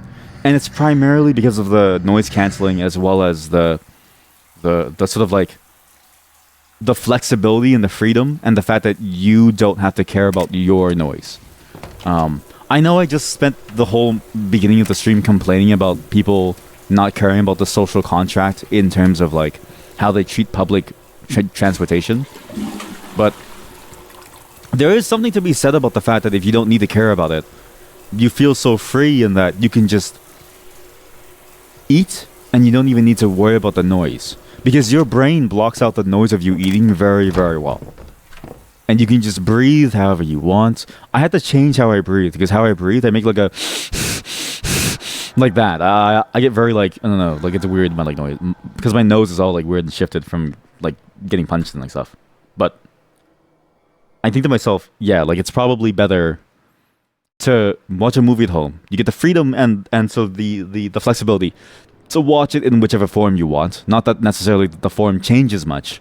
But the tools that you use to watch it with can be tailored to your specific preferences. And I think, in general, home viewing has that one element that beats movie theater viewing, which is the noise canceling. I know there's some theaters that experiment with the idea of like a noise canceling headphone, but then I think to myself, what's the point of paying like again, because movies are it's so expensive. Tickets are $20. One large popcorn with one pop is $26. And I'm like, buddy, like the tariffs haven't even hit the movie theaters yet. What are you doing? Hollywood is probably exempt from tariffs. I'm just kidding. But like, I think to myself, like, dude, this is probably the normal price, even in a non-trade war Canadian-US climate. I think to myself, is it really worth $26 to get that? To get the experience of being surrounded by people and sort of being unfree to make whatever noise that you want. Look at how much these sell for, by the way, $550. This store is also only open Mondays to Saturdays, so that's why I slept in on the Sunday. I now have 13,000 OC, which is Obenseuer coins, and this is also where I got my fish eggs to grow my fish. When we buy more sheet metal to make more lockpicks that I'm gonna come back and sell. Anything else I can buy? Oh, this is also where I got most of my furniture. Let's see if there's is there a white M? I can spell kun, but not cum. Still can't spell cum. It's a bit of a disaster so far. Yeah. I don't actually know if I'll ever go back to a theater ever again. Not to say that the experience wasn't fun. I like the one cool thing. This is a clock? That's not a clock. That's just a piece of wood. Yeah. Because even though it's fun to go out there to hang out with friends, I'm very, very acutely aware of the fact that it's very hard to feel free to be you watching the movie. Like at home, right? Even if you're watching it with someone, you guys can just make as much noise as you want and no one cares. And noise is a very natural thing. Like it's unnatural to be so quiet as you are for watching a movie. I think it's weird to do that because you force yourself into this unnatural state of dead silence, as if you are dead, just to not bother someone else, effectively living by someone else's rules. Not that that's necessarily a bad thing, but I do recognize that, you know, there's a lot more effort than you would have to expend otherwise. Yeah, I think it's good. We'll just get these and we'll go back to the base. We'll go back home. I'll show you guys the basement and we'll see what's up there. And because you have that freedom and flexibility to make as much noise as you want, it's more enjoyable that way too. Not just in the sense of you feel more free, but in the sense of your interactions with others. Because during the movie, we can't talk about it, right? Not to say that you'd want to necessarily do that. I think there's a space to talk about things versus not talking about things. I think there's a time and a place. But sometimes it's nice to be able to look at each other and then go, whoa. In fact, the mod did this. So before we watched the movie,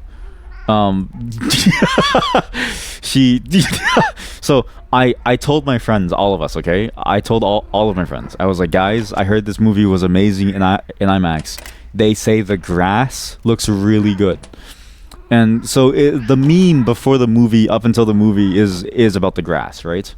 And I go, okay, perfect. Like the grass is gonna be the thing that we look out for. Princess Mononoke has 2 scenes where grass actually moves. I'm not even kidding you. There are only 2 scenes where grass actually moves. There is otherwise no points in the show where grass actually moves. Do they eat chickens? Do you eat the chicken? Oh my god, they do eat the chick.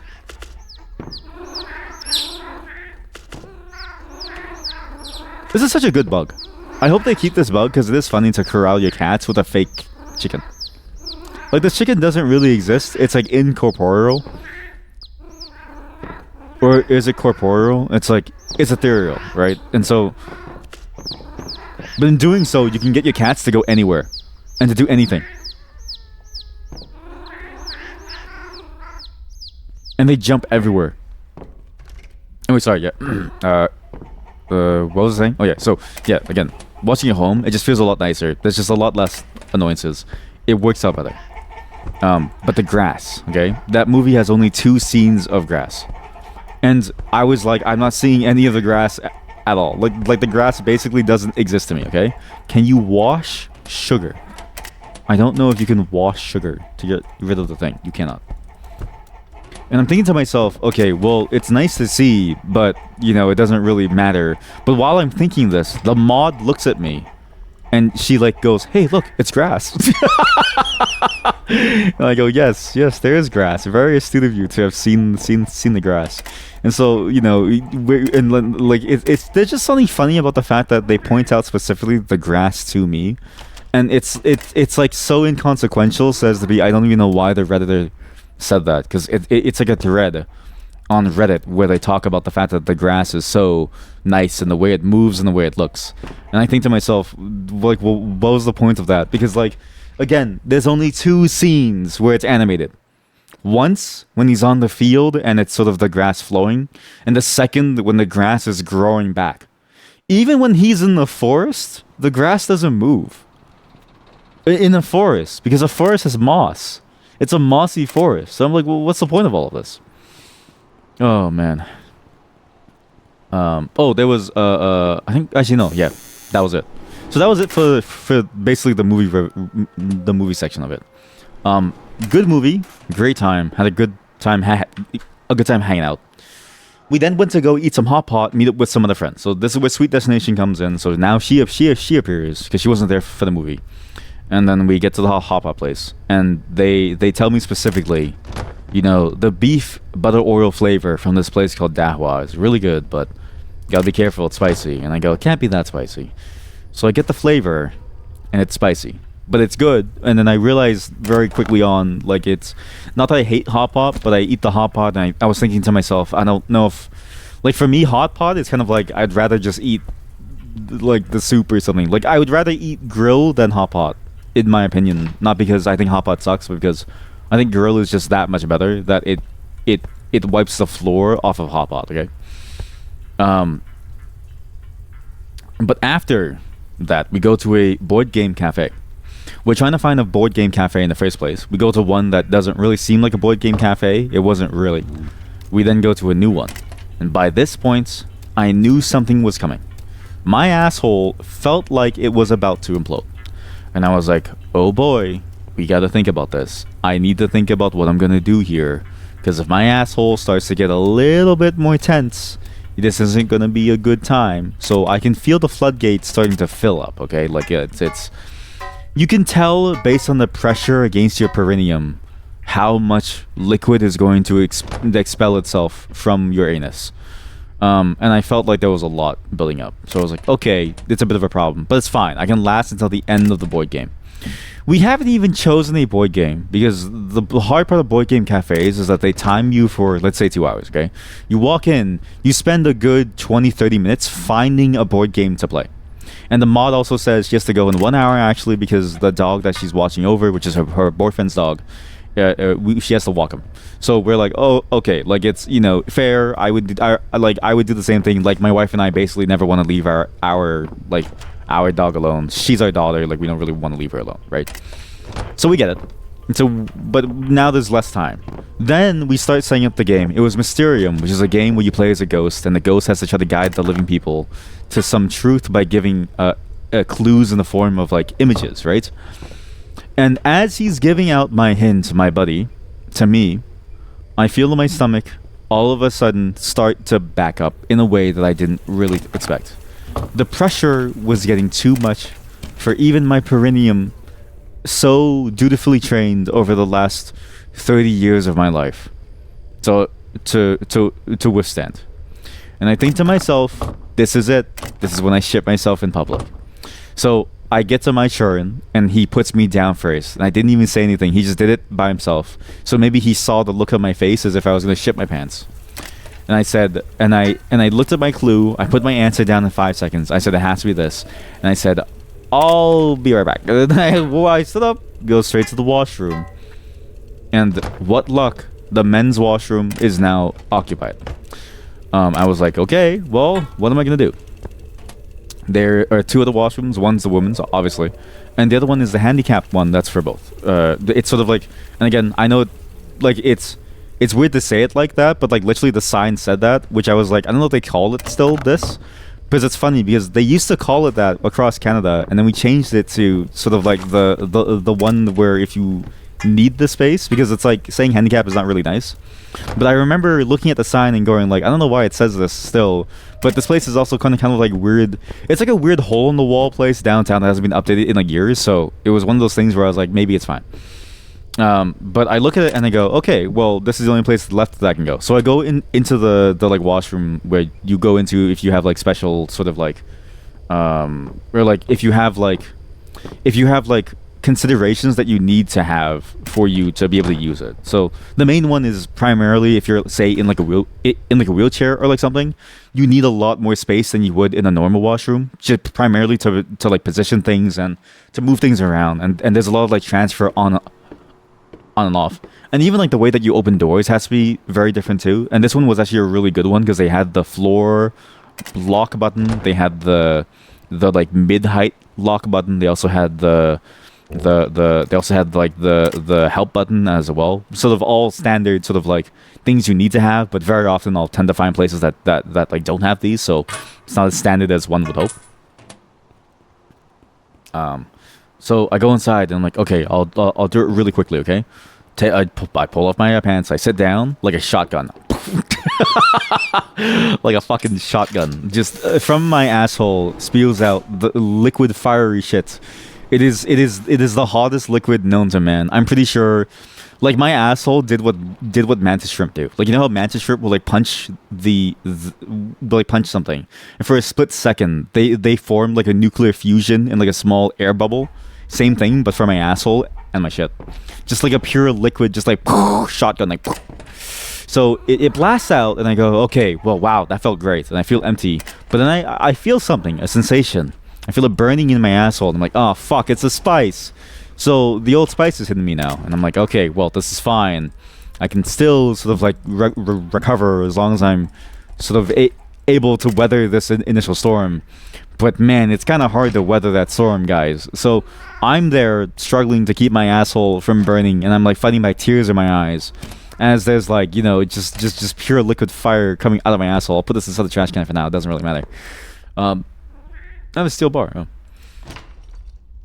And this entire time, again, I'm in the washroom I'm not really supposed to be in, but it was kind of an emergency for me, and so I had to. And I'm like, oh shit, I need to take care of this, okay?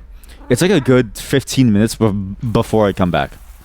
So I come back. Thankfully, they're still discussing their clues. And all of them collectively, all of my friends, they all look at me. And they go, how's your shit, man? Like everybody there with their boyfriends and their girlfriends are looking at me and they go, how's your shit, man? So loud that I'm pretty sure everybody in the cafe could have heard them. And I said that was the best shit of my life. And then I had to do it again and again and again. It was just a constant stream of shit that came out of my asshole. And I've been watching this person named Su Yang, who's like a mukbang person. A mukbang is like they eat food and then they don't shit. In fact, the food just kind of disappears into the stomach. Well, I've been watching her a lot, and I sort of noticed something. She never takes a shit the way that I do. Like in her videos, she's never running off to go take a shit ASAP. So I think to myself, what am I doing wrong that she can eat an entire feast, but I can't? Like I eat something for 1 second and I just need to take a shit, and it's like massive amounts of shit. But she can just, you know, just keep going for food after food after food. And I think to myself, I'm missing something, some key ingredient to my method of eating, to be able to hold it without accidentally expelling it all. So there I am. I've just taken the shits, and I sit down. And I think, okay, I'm good. My asshole's a bit on fire, but whose asshole isn't?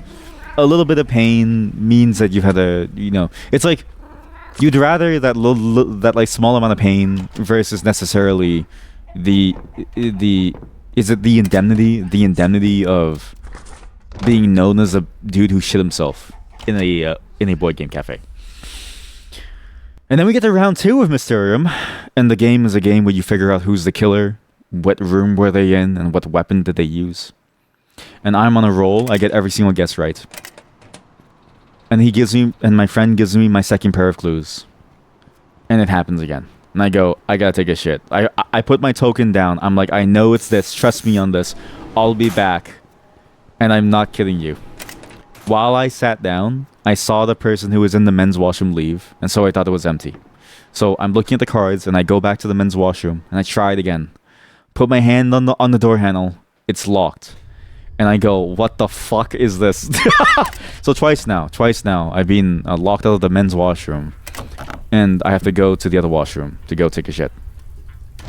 And again, I feel like there are eyes on me. I know there are no eyes on me because it's illegal to have cameras inside of washrooms here, thankfully.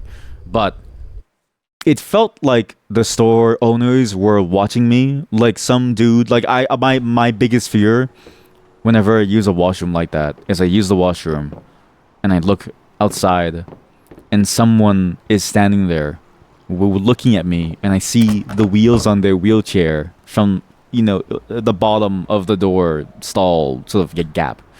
And I think to myself, that is my worst fear, because not only are you making somebody wait, which is like a Canadian crime, you're also making somebody who needs this, whose only option is this, wait. I can choose between the 2 different washrooms. They can only shit here at this moment. I went to the wrong place. Thankfully, it didn't happen. Again, I take a shit, 15 minutes, and I'm good. But, man, I felt like I was just experiencing pure liquid from my asshole. Every single time. But I survived, and we made it through the board game day. I finally got home, and I realized I've socialized too much. But they're not done, because while we were there, I said, okay, well, I kind of wish this place had Betrayal at House on the Hill, which is a very good board game where you have to deal with playing sort of this discovery of a mansion that you build out slowly, and then everyone has a character, and you don't really know what's gonna happen. And then once the haunt begins, it's like that's when the game begins. Okay, and as luck would have it, it coincided with the day yesterday when my PC exploded. So my PC exploded when I got home. It was actually pretty bad. So so before I left, Windows installed an update, and I was like, yeah, sure, I'll let you install it. I clicked shutdown, update, and restart. Oh, sorry, I clicked the update and shutdown button on the start menu, and I put on my light jacket and I leave my house. Okay, that was my first mistake. Windows doesn't just do that. Windows actually restarts even though it says shutdown, because it has to restart to continue certain steps. I didn't know this, but looking at the logs, I think that's what happened. So what happened was that it didn't get a chance to do that, and because my computer probably crashed halfway through like it usually does. So it's in this limbo state. And so when I get home, the reason why I couldn't stream yesterday or the day before is because my computer was dead. Start menu doesn't work. The terminal doesn't work. I can't do anything. There's like nothing I can do. I can't even type any console commands or anything to like help save me. Everything dies because of an ACL error, which is an access control list error. It's basically just like who has permission to do what, as well as a weird system error where it's missing files. And so my entire system's screwed, and I have to reinstall everything. It's why today is a bit scuffed. Sorry about that. And I think to myself, it can't get worse, right? Then I decide, you know what? Might as well install Windows 11. That was a big mistake. Whatever you think you know, don't install Windows 11. I don't know why I thought that was the move, but I thought that was the move, and that was a move, the wrong move.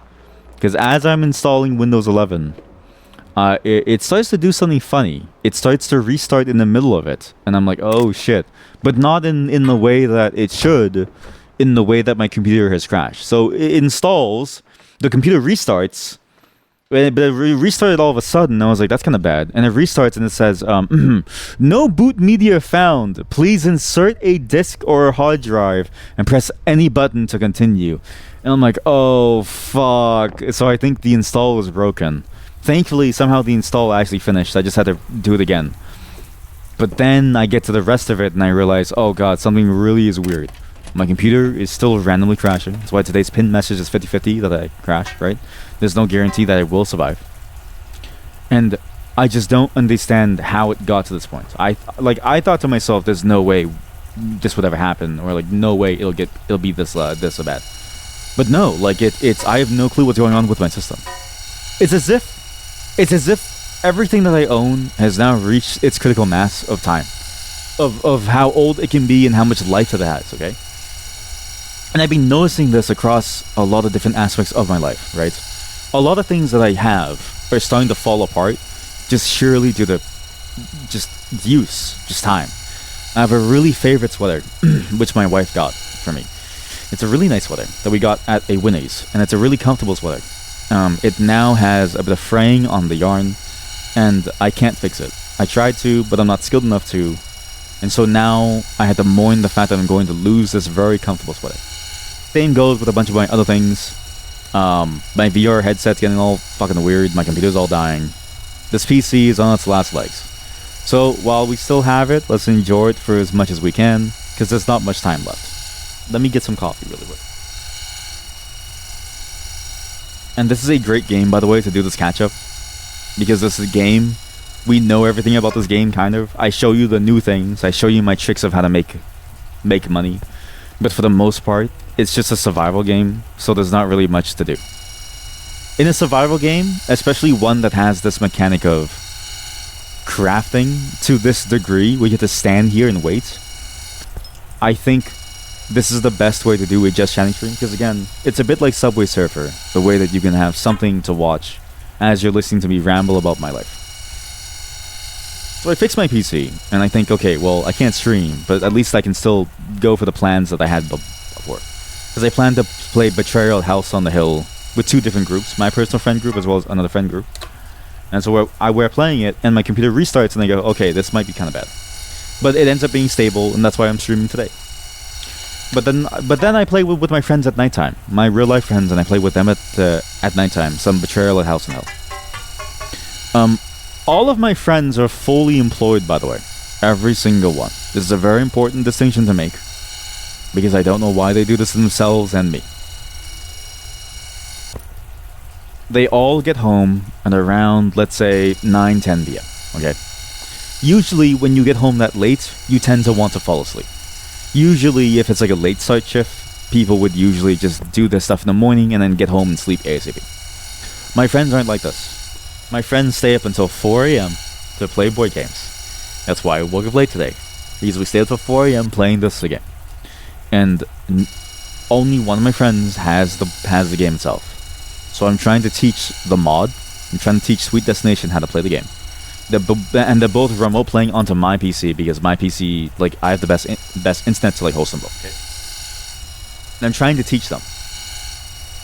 And I've never seen someone play a board game like this in my life, because it was both of them, and I don't understand why they both do this. They both played the game at a 45-degree angle to 15-degree angle. What I mean by this is that in Tabletop Simulator, what you can do, and this is a parody game on Tabletop Simulator. There's a lot of different moral things that I've talked about today, parodying the Minecraft movie, parodying like these games. Just know that I don't condone it, but I don't condemn it. Like, you know what I mean? Like, I don't give a shit what you do. It's my life, buddy. I'm just gonna do but. So anyways, we're playing the game, and they're playing it at a 15 to 45 degree angle. Like, I want you to think about the meaning of this phrase, okay? It's like this. Tabletop Simulator is a 3D simulation of a board game board, okay? So you have full control of a camera, and there's a physical element to it, okay? You can play top down like this table, like this, and you can like left click on things to move them around, okay? It's a very cool sort of game, and it's honestly a great way to play tabletop games when you're sort of not, because going to a cafe is very expensive. I'll get into that after. But my friends, they don't do this. The mod and Sweet Destination don't do this. Do you know what they do? They play the board games like this. You have this virtual board that you can do anything with, and they get like this. No, okay, well, they get to here, and they're looking at the board like this, at this distance, and it feels like I'm on the board game board. It feels like I'm on the board game board. And then they're bickering, and they're fighting over who gets control of the mouse. And I don't know how to explain this. All of you always say that Sweet Destination is your favorite streamer. She's like a child. She's like an impudent child. Is it impudent? Impudent. Yeah, she's like an impudent, impertinent child. The way that she will just sort of go at it. Not to say that she's doing it on purpose. She's just excited to like play the game. So I don't mind it, but I recognize that there's something funny about the fact that like when we're playing the board game, it's like the moment that the mod's turn ends, because Sweet Destination's turn is like right after. She goes, "It's my turn, it's my turn, it's my turn. Give me the mouse, it's my turn." And I'm like, Jesus, calm the fuck down. So we're doing this, and it feels like I'm controlling 3 different people at the same time, because not only am I teaching them how to play, they're also having control of my keyboard and my mouse. And so it's like they're moving things around. I'm like getting disoriented. Like I'm starting to like, you know, get like motion sick or like something. And all this time too, we still have to play the game, make decisions, and like read things. And it is the funniest group to play with, because all of us are the same. Nobody in that group, except for my one other friend who was there, who was the same one who was first time Princess Mononoke, has any ability to stay focused.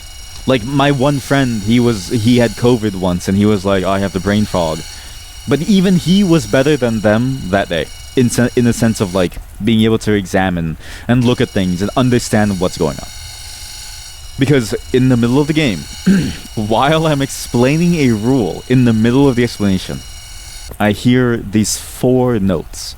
Let me just play it now, and let me actually see if I can hear, like, can I show you the notes that I heard? This is the note that I heard. Let me see if you can hear it. Wait, still loading. Still loading.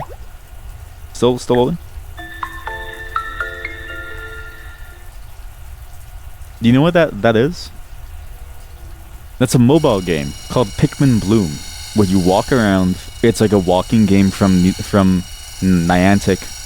It's their new game after they sold off Pokemon Go, and in a similar vein, but without the Pokemon aspect. It's for Pikmin. And I hear those 4 notes from the intro song start from the mod's microphone as I'm in the middle of an explanation of what she's supposed to do with her character. And I remember my reaction was visceral. I remember saying, "Mod, get off your phone right now." And she had this like expression of, "How did you know?" like I forget how she responded, but she responded with the feeling and the expression of like, "Oh shit, I've been caught. How did you know?" Because I was like, "I recognize that sound. I know what you're doing over there. Put it down. I'm explaining the rules to you now." And that's the entire time while we're doing this. Eventually, we do get into the role, and I think it's just hard with board games because every board game has this problem of explaining it for the first time. It's just a very complicated business, and so it's easy to get distracted and sort of like have your eyes sort of glaze over. The nice part about Betrayal at House on the Hill is that you can explain as you play, but it does take effort from someone to, you know, pay attention and like at least try to engage with it, right? And at least the one thing that I'm very glad about is that my friends are not afraid to say that they don't know. Like, all of us are very, very free to say that we don't know and we don't understand. Because we've cultivated a safe space where everyone's allowed to be stupid. But man, was that funny. And so we're playing this game and it goes well. And I sleep at 4 a.m. and we still lose and the mod wins for a first time. And I realized something, that Tabletop Simulator is a better value than ever going to a board game cafe. Because every single time I've gone to a board game cafe, I've had this distinct feeling of it wasn't worth it. Not to say that unlimited drinks isn't bad, because there's one board game cafe in Koreatown in my city that gives you unlimited coffee. It is actually the coolest thing ever. You get unlimited specialty coffee. So you can just pay a single price of like $29.99 and you get unlimited drinks of any specialty kind. Shakes, milkshakes, smoothies, coffees. It's such a good time. But at the same time, it's like you can get coffee for like what, 30 cents a cup. You know, it's hard to want to, you know, spend that much money on that. Especially because the board game experience online is even easier to play with because there's so much of it. It's easy to set up and there's no manual setup and there's no manual cleanup either. Because when we were playing Betrayal at House on the Hill, the mod asked a very pertinent question. And she asked it, and it was a very poignant question that had a lot of, I think, subtext to it that I maybe read too much into. But the idea behind the question was, how would you even begin to play this in real life? And I said to myself, that's a great question, mod. Yeah. How would you begin to play this game in real life? Well, guess what? You wouldn't really be able to play this game in real life. Because I remember saying, for you to play this game in real life, you have to have a massive table. Because you're building out an entire map. You have to move all the tiles one by one. You have to, like, prepare the, like, you know, 100 different tokens. It's a huge mess. And I realized something. Like, a lot of things in real life aren't really good value anymore. Even going out to eat. So this is something that I've definitely noticed here. Sorry, had a coffee sip. We've been to 2 food places, okay? Hot Pot and a grill house. A yakiniku place. Chinese hot pot and yakiniku. Both of which were good, but I had this distinct feeling of, this is a lot of money for something that I could make for cheaper at home. Sure, there's more effort and cleanup, but at the same time, the prices have risen so much that the price of the convenience is no longer worth it. Hot Pot was about $50-something per person. I was like, damn, that's a lot of money. What else? Yakiniku was like $30-something per person. And I was like, damn, that's a lot of money. It's all you can eat, to be fair, so the cuts of meat were like pretty good. But at that price for all you can eat, I sort of think to myself, well, even at that, I don't even know if it's worth it to go out. Because like, how much can you really eat anyways, right? A single sandwich can keep me full for a very long time. And I can make a sandwich for like $1.20, maybe, in terms of raw ingredients. Not in terms of time cost, but for sure in terms of raw ingredients, $1.20. And I was like, man, like a lot of things have fallen in the value, but especially like a board game cafe. Because the only thing about a board game cafe is that you use a board game cafe when you want to try out and play board games with other people. But the key is that you can't have a board game that you enjoy playing. Because the point of a board game cafe is not to have your favorite game on demand. The point of a board game cafe is the variety that it gives you to effectively act as if it's like a basketball court in a community center, where you go into a community center and you have any number of games that you can play with other people. That's the point of a board game cafe. And then everybody can choose a random game that you try out newly, and you try it out for the first time. You see how it goes. You see whether or not you enjoy that, and whether or not you enjoy spending time with others, and whether or not you sort of enjoy this method of playing. Even because some games have a different method of playing, and maybe your group has a different in-house way of doing things too. Okay, that's the point of a board game cafe. That's the point of it, because why would you pay the premium otherwise? It doesn't really make sense. At least in my mind, I think to myself, it's not really worth the premium of how much it costs just to be able to play games. Because if you had a favorite game, you could buy it once, and it pays back the value after the second or the third time playing. Unless you're Slay the Spire, in which case you need to play it at least like 100 times to get the same value as the actual game on PC. Because the board game is $200, and the board game on PC is like $2 on sale. And it even has a co-op mod. So some things are different value, but it's more that's more of a game pricing thing than anything really. But because of that, I just don't really, I can't bring myself to want to go outside again. Like, I think to myself, man, it's really hard to find the value in things anymore. Even buying books, I'm like, Jesus, like some of these books, to be fair, even on a sale, it was like $120 worth of books for 4 books. And I was like, buddy, like, I know these are like masterpieces, probably, because again, 2024 Nobel Prize in Literature. And again, if it's wrong, that's not on me. That just means that I need to make my own Nobel Prize, because clearly I can do better. But even with that, that's a pretty steep price to pay for some level of entertainment for maybe like a day or two. Not to say that the book is necessarily bad. I haven't even started it yet because I'm still going through like other things, but I do recognize that things are getting more expensive in terms of like the value that you gain versus the price that you pay, which is interesting. It's a very interesting sort of curve upwards towards like a point of, at some point you run out of things that you are able to do. And it just reminds me so much of how much of a good investment my computer has been, because I always tell this to people of like, because some people will ask me, how can you stay home all day? And I'm like, buddy, everything that I have and that I enjoy is at home. And I think to myself, my computer is still my best investment. Not only is it a great source of endless entertainment, it's also a source of employment for me, which is nice. Yeah, that's basically my entire look at the world. And I look at the world and I go, I don't really know why you would engage with it, but I will say this, it is incredibly important and fun to engage with people. All of you have somebody out there that cares about you, okay? There's at least someone that cares about you, okay? And so I think it really is worth it to just go out there, try to connect with the people, to get a deeper sense of yourself in the world. Because I think one thing that's interesting about being online all the time is that you can definitely get like a skewed view of the world and a very skewed sense of what's going on. But when you see it with your own eyes and you experience it, sure, it's anecdotal, but still, you get a much more full-bodied experience than what you would necessarily from other means. Not to say that that's the only thing you should do, but it should be seen as a required supplement to living life, to be able to be a part of life and society in some way. But I'm never going to do that ever again. That's the update for why I was gone for so long. So sorry about that. It was just a lot of things that happened out of nowhere. Again, it was just sort of like, just timing-wise, it was like everyone's free, but also like half the people are gone, so it's like we kind of have to. And then it's like when they come back, it's like people's birthdays are starting to begin again. It's like, because like for some reason, like people have a birthday every year, and it's freaking me the fuck out.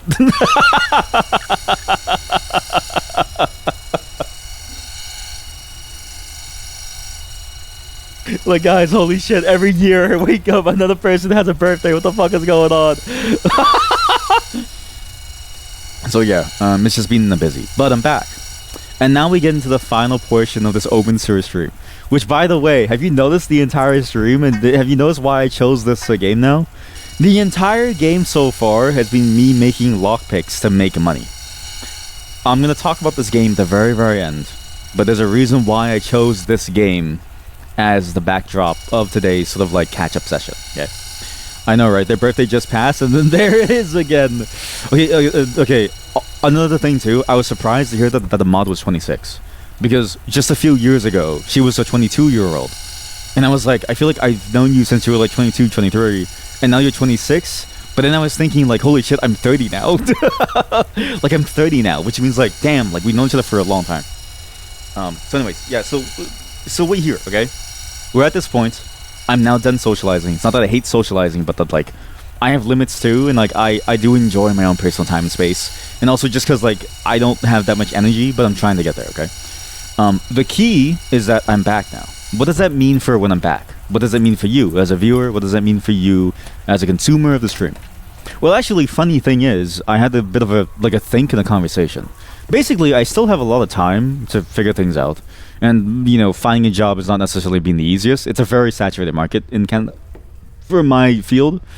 And my usual references have not panned out because my usual references have given me poor jobs. Like, as you know, that contract that I told you about, where they failed to pay me for 4 months, I was like, okay, never again. So I'm basically back at square one. But I was like, you know what? If I'm here, I'm already doing this, and like, why spend so much time prepping for interviews that never come, right? So I'm changing my tactic in terms of my time use. Before, the reason why I had no time for stream and sort of like the artifacts of the stream, so let's say the YouTube videos and the stuff, is because I spent a disproportionate amount of time preparing for interviews and sort of building up a portfolio. I will say this, it helped me get some more calls, but because it's also like a period of time and chaos at the moment, it's not actually a feasible thing because no matter how much preparation you do, genuinely, you can't really prepare for chaos in certain ways. And I have a source of stability otherwise that I can lean on and also sort of like contribute to that in a way fulfills me and also gives me the money as well. But I also don't really need to do it much because it's also a fairly self-sufficient thing. So all this to say, the streaming is going to be a much more serious effort and venture, as is the programming stuff, as is the things I've like talked about often, but I just never really had time for it. Like, I thought I had time for, but the difference between last year and this year has been like 1 to 2 hours. So it's like last year it was like 1 hour free time, this year is 2 hours. But now it's going to be like, I don't know, however many times we really need to make it work. Yeah, well, I wouldn't say full-time streaming, but like it's going to be in the same vein. I think it's conceptually it's going to be the same as if it's a full-time stream schedule. So imagine that I'm going to be mostly focusing on actually making the videos and actually converting these into usable artifacts, and also primarily really interacting with the idea of putting on the show more and more than I have so far. Because so far, most of the things that I plan are only a week out, and they're very sort of low effort in my eyes.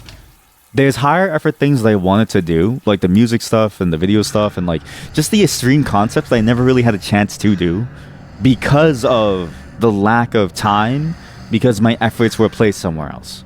Yeah, like videos and stuff. So, but because I realized that, like, again, the efforts don't really go anywhere and it's sort of a time of instability, it's like, there's not really much that I can do anyways. What did I do? I didn't even know that you saw me eat that can of food. Sorry, I don't like to do crime in this game. I've never been in jail. Actually, we should end off in jail. You guys want to go to jail? Let's just end off today's stream in the jail. Let's just let me sell some things and then I'll attack someone and we'll go straight to jail. But that's the plan. So it's gonna be a lot of, I guess, that where you're gonna see more content coming out. And this is good because like you've seen my Obsidian thing where I have like a whole list of things I want to try out. That list has been there for a while, man. It's been there for like a year now. And I haven't had the time and the space to like really execute on these longer term things. So I'm hoping that, you know, for however long this like lasts, I can basically do that. Because my portfolio is now pretty damn nice. My personal portfolio kind of sick, okay?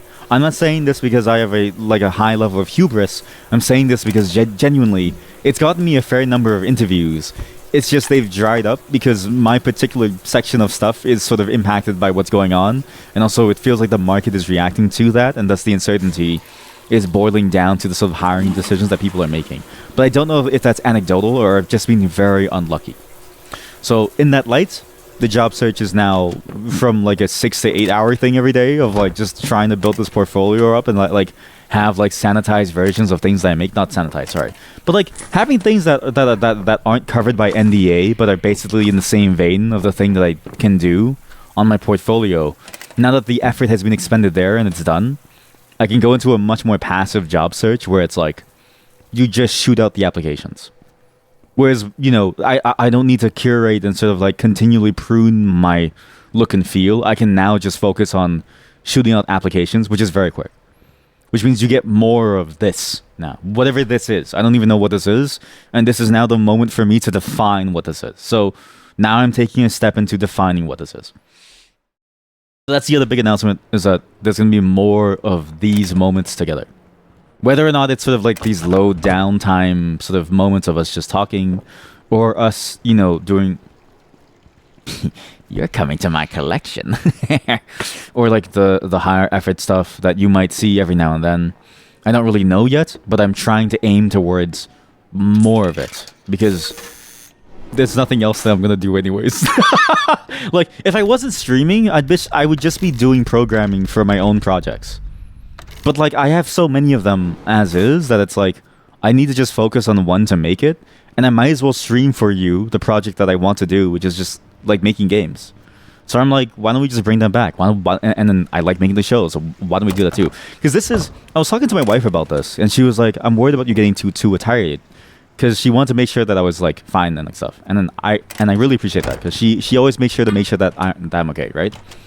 It's that bond that I share with her, obviously, because she's my like, wife.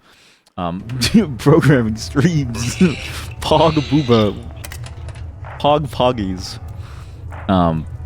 But what I realize is that the stream is really a for fun thing for me, and I said this a lot, but like really emphasizing the for fun aspect.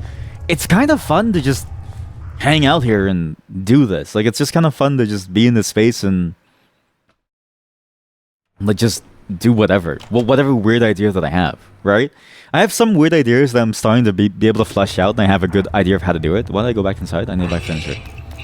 And obviously it'll depend on sort of, you know, timing and stuff. But now that we have more time, I actually think it'll be even easier to do and way better as a whole. Because again, before there was no time. Now at least there's a lot more time, some time. And key too to that is that, you know, I no longer need to sort of misplace my time into things that don't really pan out very well. So hopefully this ends up being good. I think you're going to like it. Some of these ideas I've had on the back burner for a very long time, and I'm very happy to do some of them. But we'll see how it goes. And also some new ideas will like crop up over time as well. Nothing else really changes other than like you just get more effort from stuff, and you may see some more things pop up on the channels. And I actually need to, and so tonight I'm finally changing over the names of the YouTube channels to match what it should be, because I haven't done that yet because I've been so busy. And like it seems like a small change, but I'm like, how does this affect this and that? Like, I don't really know. But it's gonna get better, hopefully. No, that's right, guys. Sticky's dead. Sticky's gone. Yeah, maybe it'll make a comeback. I don't know. Like, if enough people keep misusing my name, it might make a comeback. But I'm hoping not, because it's so fucking cringe. It was a cringe name that I made because I'm a very uncreative person, because I spend all of my creativity on things like this. I spend my creativity on moments on stream, ranging from whatever we did last time I streamed to whatever I'm doing now in this stream. Which is funny to say because it's probably nothing. Okay, I'll put my cock on my bed. Sticky. Okay, come here. Put the cock on my bed. There we go. Don't leave. My cock always falls off. Okay, Sticky. But yeah, hopefully you like it. Today, however, is not one of those high effort days. Today, in just a moment, once we go to jail, is actually a whole different day. And I'll explain a bit once we get into it. But the gist of it is that I've been getting a lot of emails from people who want to get me to like play the game, from companies and stuff. and I just didn't reply to them because I've been so busy. So in doing so, I sort of neglected all of that. But it's not like they pay me anyway, so it doesn't really matter. Some of them have offered to pay me, but it's like smaller indie teams, and I go, well, why would you pay me if you're a small indie team? I'll just do it for free, man, because you have no money. But also because like I'm not doing this for the money. But maybe I should now that it's more serious. I'm not really sure. I'm still trying to figure out the whole money angle of like where exactly this is gonna go in terms of like, do I charge? Like, do I start to push for subs and stuff? I don't really care about that still, but if it gets to the point where I have to, then I would. But I still would ideally like to make money doing like a real daytime job. But I have like a part-time thing that I help with that's basically the same stuff, so it doesn't really matter to me. I'll take all this. I need to keep my ducks. How am I gonna pay you? I don't.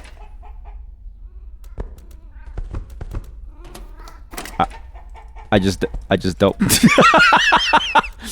Okay, look, to be fair, the mod doesn't do anything. The mod, not, okay, sorry, that sounded mean. I'm sorry. The mod is just here for comedy. She doesn't, there's no need for her to do anything. She's just here to be the clown. By the way, I talked about the foot story, about how we were stuck in the movie. I was talking earlier about how like we had to hook our feet into the chairs. Are your legs still sore, by the way? Because my legs are still sore from hooking the feet under the thing for the anchor. I talked to our other buddy, and he was also like, yeah, his like legs are still sore too. So I think all of us have had some like struggle here. Anyways, let's commit some crime here. Save here. And we're going to attack old men. She's only 4 years younger than us, and she says old men. Let's go to jail in this game. This game is honestly really good. Obenseuer. I've been playing it on my side thing, downtime, while I'm waiting for other things to like happen. But I recognize that all survival games have this problem, and this game definitely has that survival game problem of there's not really much to do. Like, the thing that really gets this game differently is that there are quest lines that you can do, but because today's a ranting stream, I can't really do them. So if you do play this game single player, you might have more fun if you're not like a person like me who has to do a certain type of thing. And if you can engage with it in that way, it's very fun. But I recognize that the survival aspects, they still have to be built up into something very interesting. Because it's not just the fact that it's very easy to sort of like mess around with the system and get it to be very like broken. It's also just the fact that the way that you survive is very plain at the moment, because it's about you running an apartment, but the apartment itself is actually undone. Like the mechanics of you having tenants is undone. So it's like the core aspect of your survival game element isn't really done, but it's like but it's an early access. They're building it up. It'll get there eventually. I've never been to jail. You're a police officer, so that hurts. You have a crime to report, otherwise leave me alone. I do have a crime. I committed the crime against you. Do you want to talk about it or no?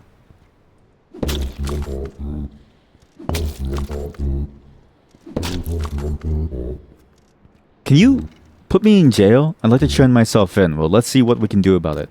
I can bribe him. I'll just go to jail for 2 hours. Woo!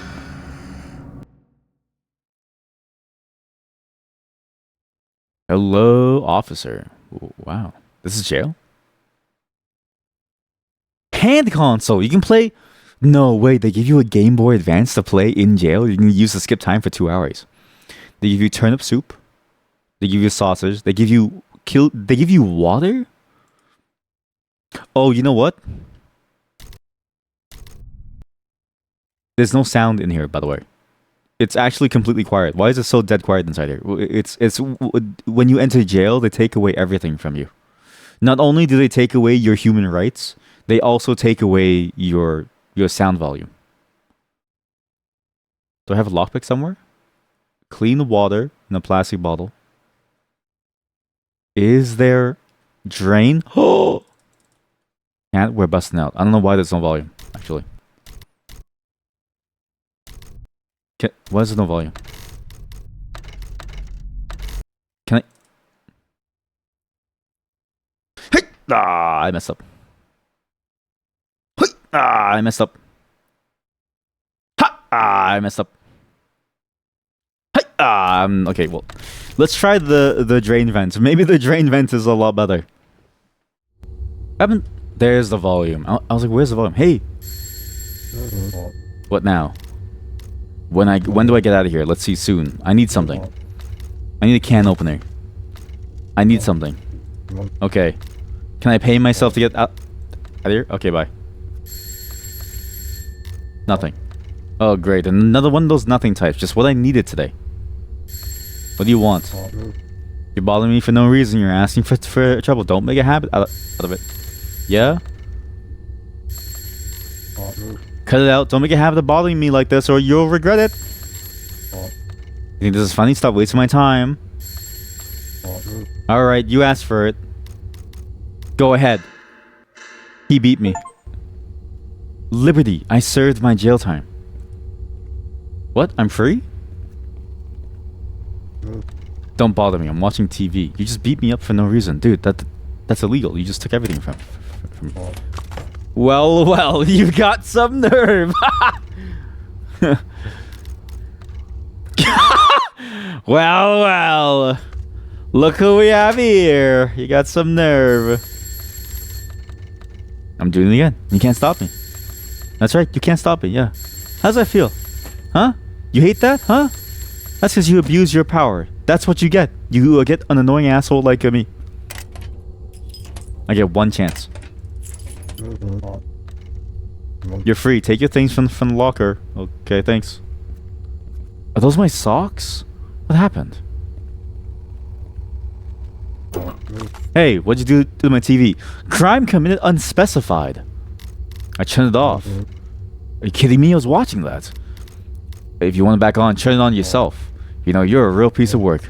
Do you know what do you know what happens next? What?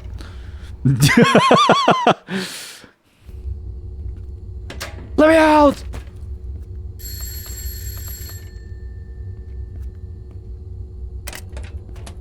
Oh, shit. Wow, you actually do a lot inside jail. I didn't realize that the jail mechanics of this game was so wide.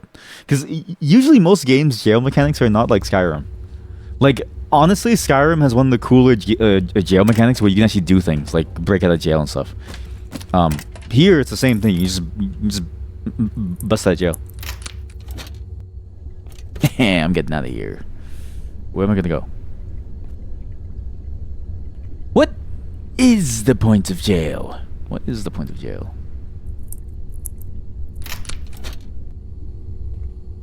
Watch this. He's gonna be like, what the hell? Why are you there? Yeah, wait, what? What are you doing there? Well, I'm supposed to be here. He's like, how the fuck did you get there? I can't believe that they actually coded that. That's actually kind of cool. I didn't think the game would actually do that. Like, I thought the game wouldn't care about that interaction.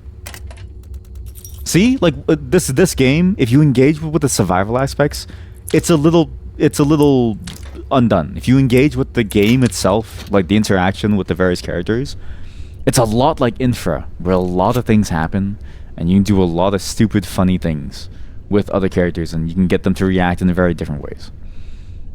Why is that so green? And you would think they would try to block a prisoner's note where the other inmates who have wandered in here. Caves. Are header caves that lead to an old abandoned water tunnel. Unfortunately, it's a dead end. There's a floodgate that could perhaps be opened somehow from the other side. I don't know who dug those huge tunnels. Maybe old mines? Anyway, they're gone. Pipe room. The door is closed. I couldn't find a way to... I haven't found any way to get out. Wait, is this like a mini game do you have to do? Wow. Honestly, a mini game to try to escape from jail is kind of sick. I didn't even realize this game had this. Maybe it's worth it to... I'm gonna go to jail next time. Like in real life. I need to figure out what's like going on over there. Orange mushrooms. Spoiled. Wait a minute. Aren't orange mushrooms like a bad thing? Wasn't this inside Infra where they kill you or something? Don't they kill you in Infra? Orange mushrooms. There's a rat here. It's all spoiled. cannot be lockpicked. Cave. Oh, you know what? In the basement, I need to show you guys the sauna next time. It's probably very important. We have a sauna now, we have a basement, and there's a very, very nice little cave tunnel there. I'm assuming our cave connects to the jail. Which actually makes sense because there's actually a guard post that I couldn't gain entry to ever by the apartment. So maybe I think I know where the jail is, and I think I know what all this is. Because we have one quest to go inside of a mine somewhere. But I didn't expect jail to be like its own quest line. Again, this is the thing, right? We haven't really engaged with this game fully, and I think next time we do play this, which won't be for a long time, there's a lot of things I want to do. We will engage heavily with what the game has to offer. Because this game really, I think, is best seen as a narrative game with survival elements than necessarily a survival game with narrative elements. It's very unlike Minecraft in that sense, where it's like you're not really playing for just the sake of surviving and like building stuff. It's not really the sandbox experience yet, maybe. It's primarily for the, for the fact that you're in this weird space that is like this weird colony where they force people to make like a fake amount of money that we know. I clipped through the entire map.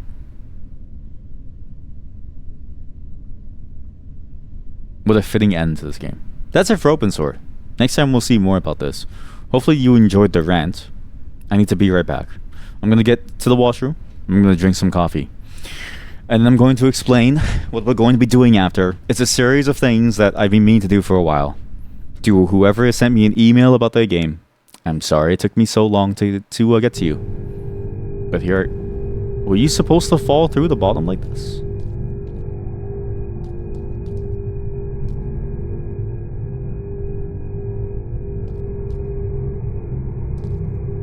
I don't think that was a bug. I think you were supposed to fall through. Where am I exactly? And why does it look so terrifying?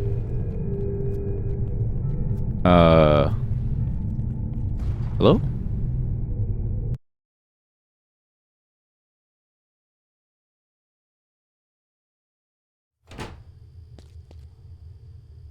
Huh? Wait, what? Oh. Oh, shit. Chat, this is a whole different... What is this?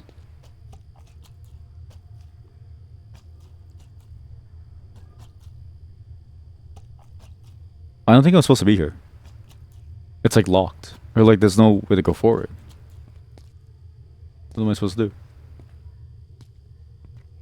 Did I accidentally do something? I feel like I accidentally did something. I don't think the game is supposed to progress like this. I'm going to assume this is one of those late game areas that you're not supposed to get to yet. And that because I went here too early, there's nothing here. Because there's a cave-in. There's a pickaxe where I can mine ore. And that's it. There's a cave that I can't exit from. And there's nothing else here.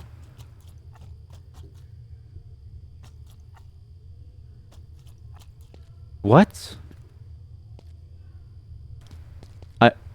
I'm dead? I'm stuck. I'm stuck under the world where there's a single ore vein. In a cave that I can't open. Because I glitched the game. How do I keep doing this? Well, we learned a lot today. We'll figure out what this is next time.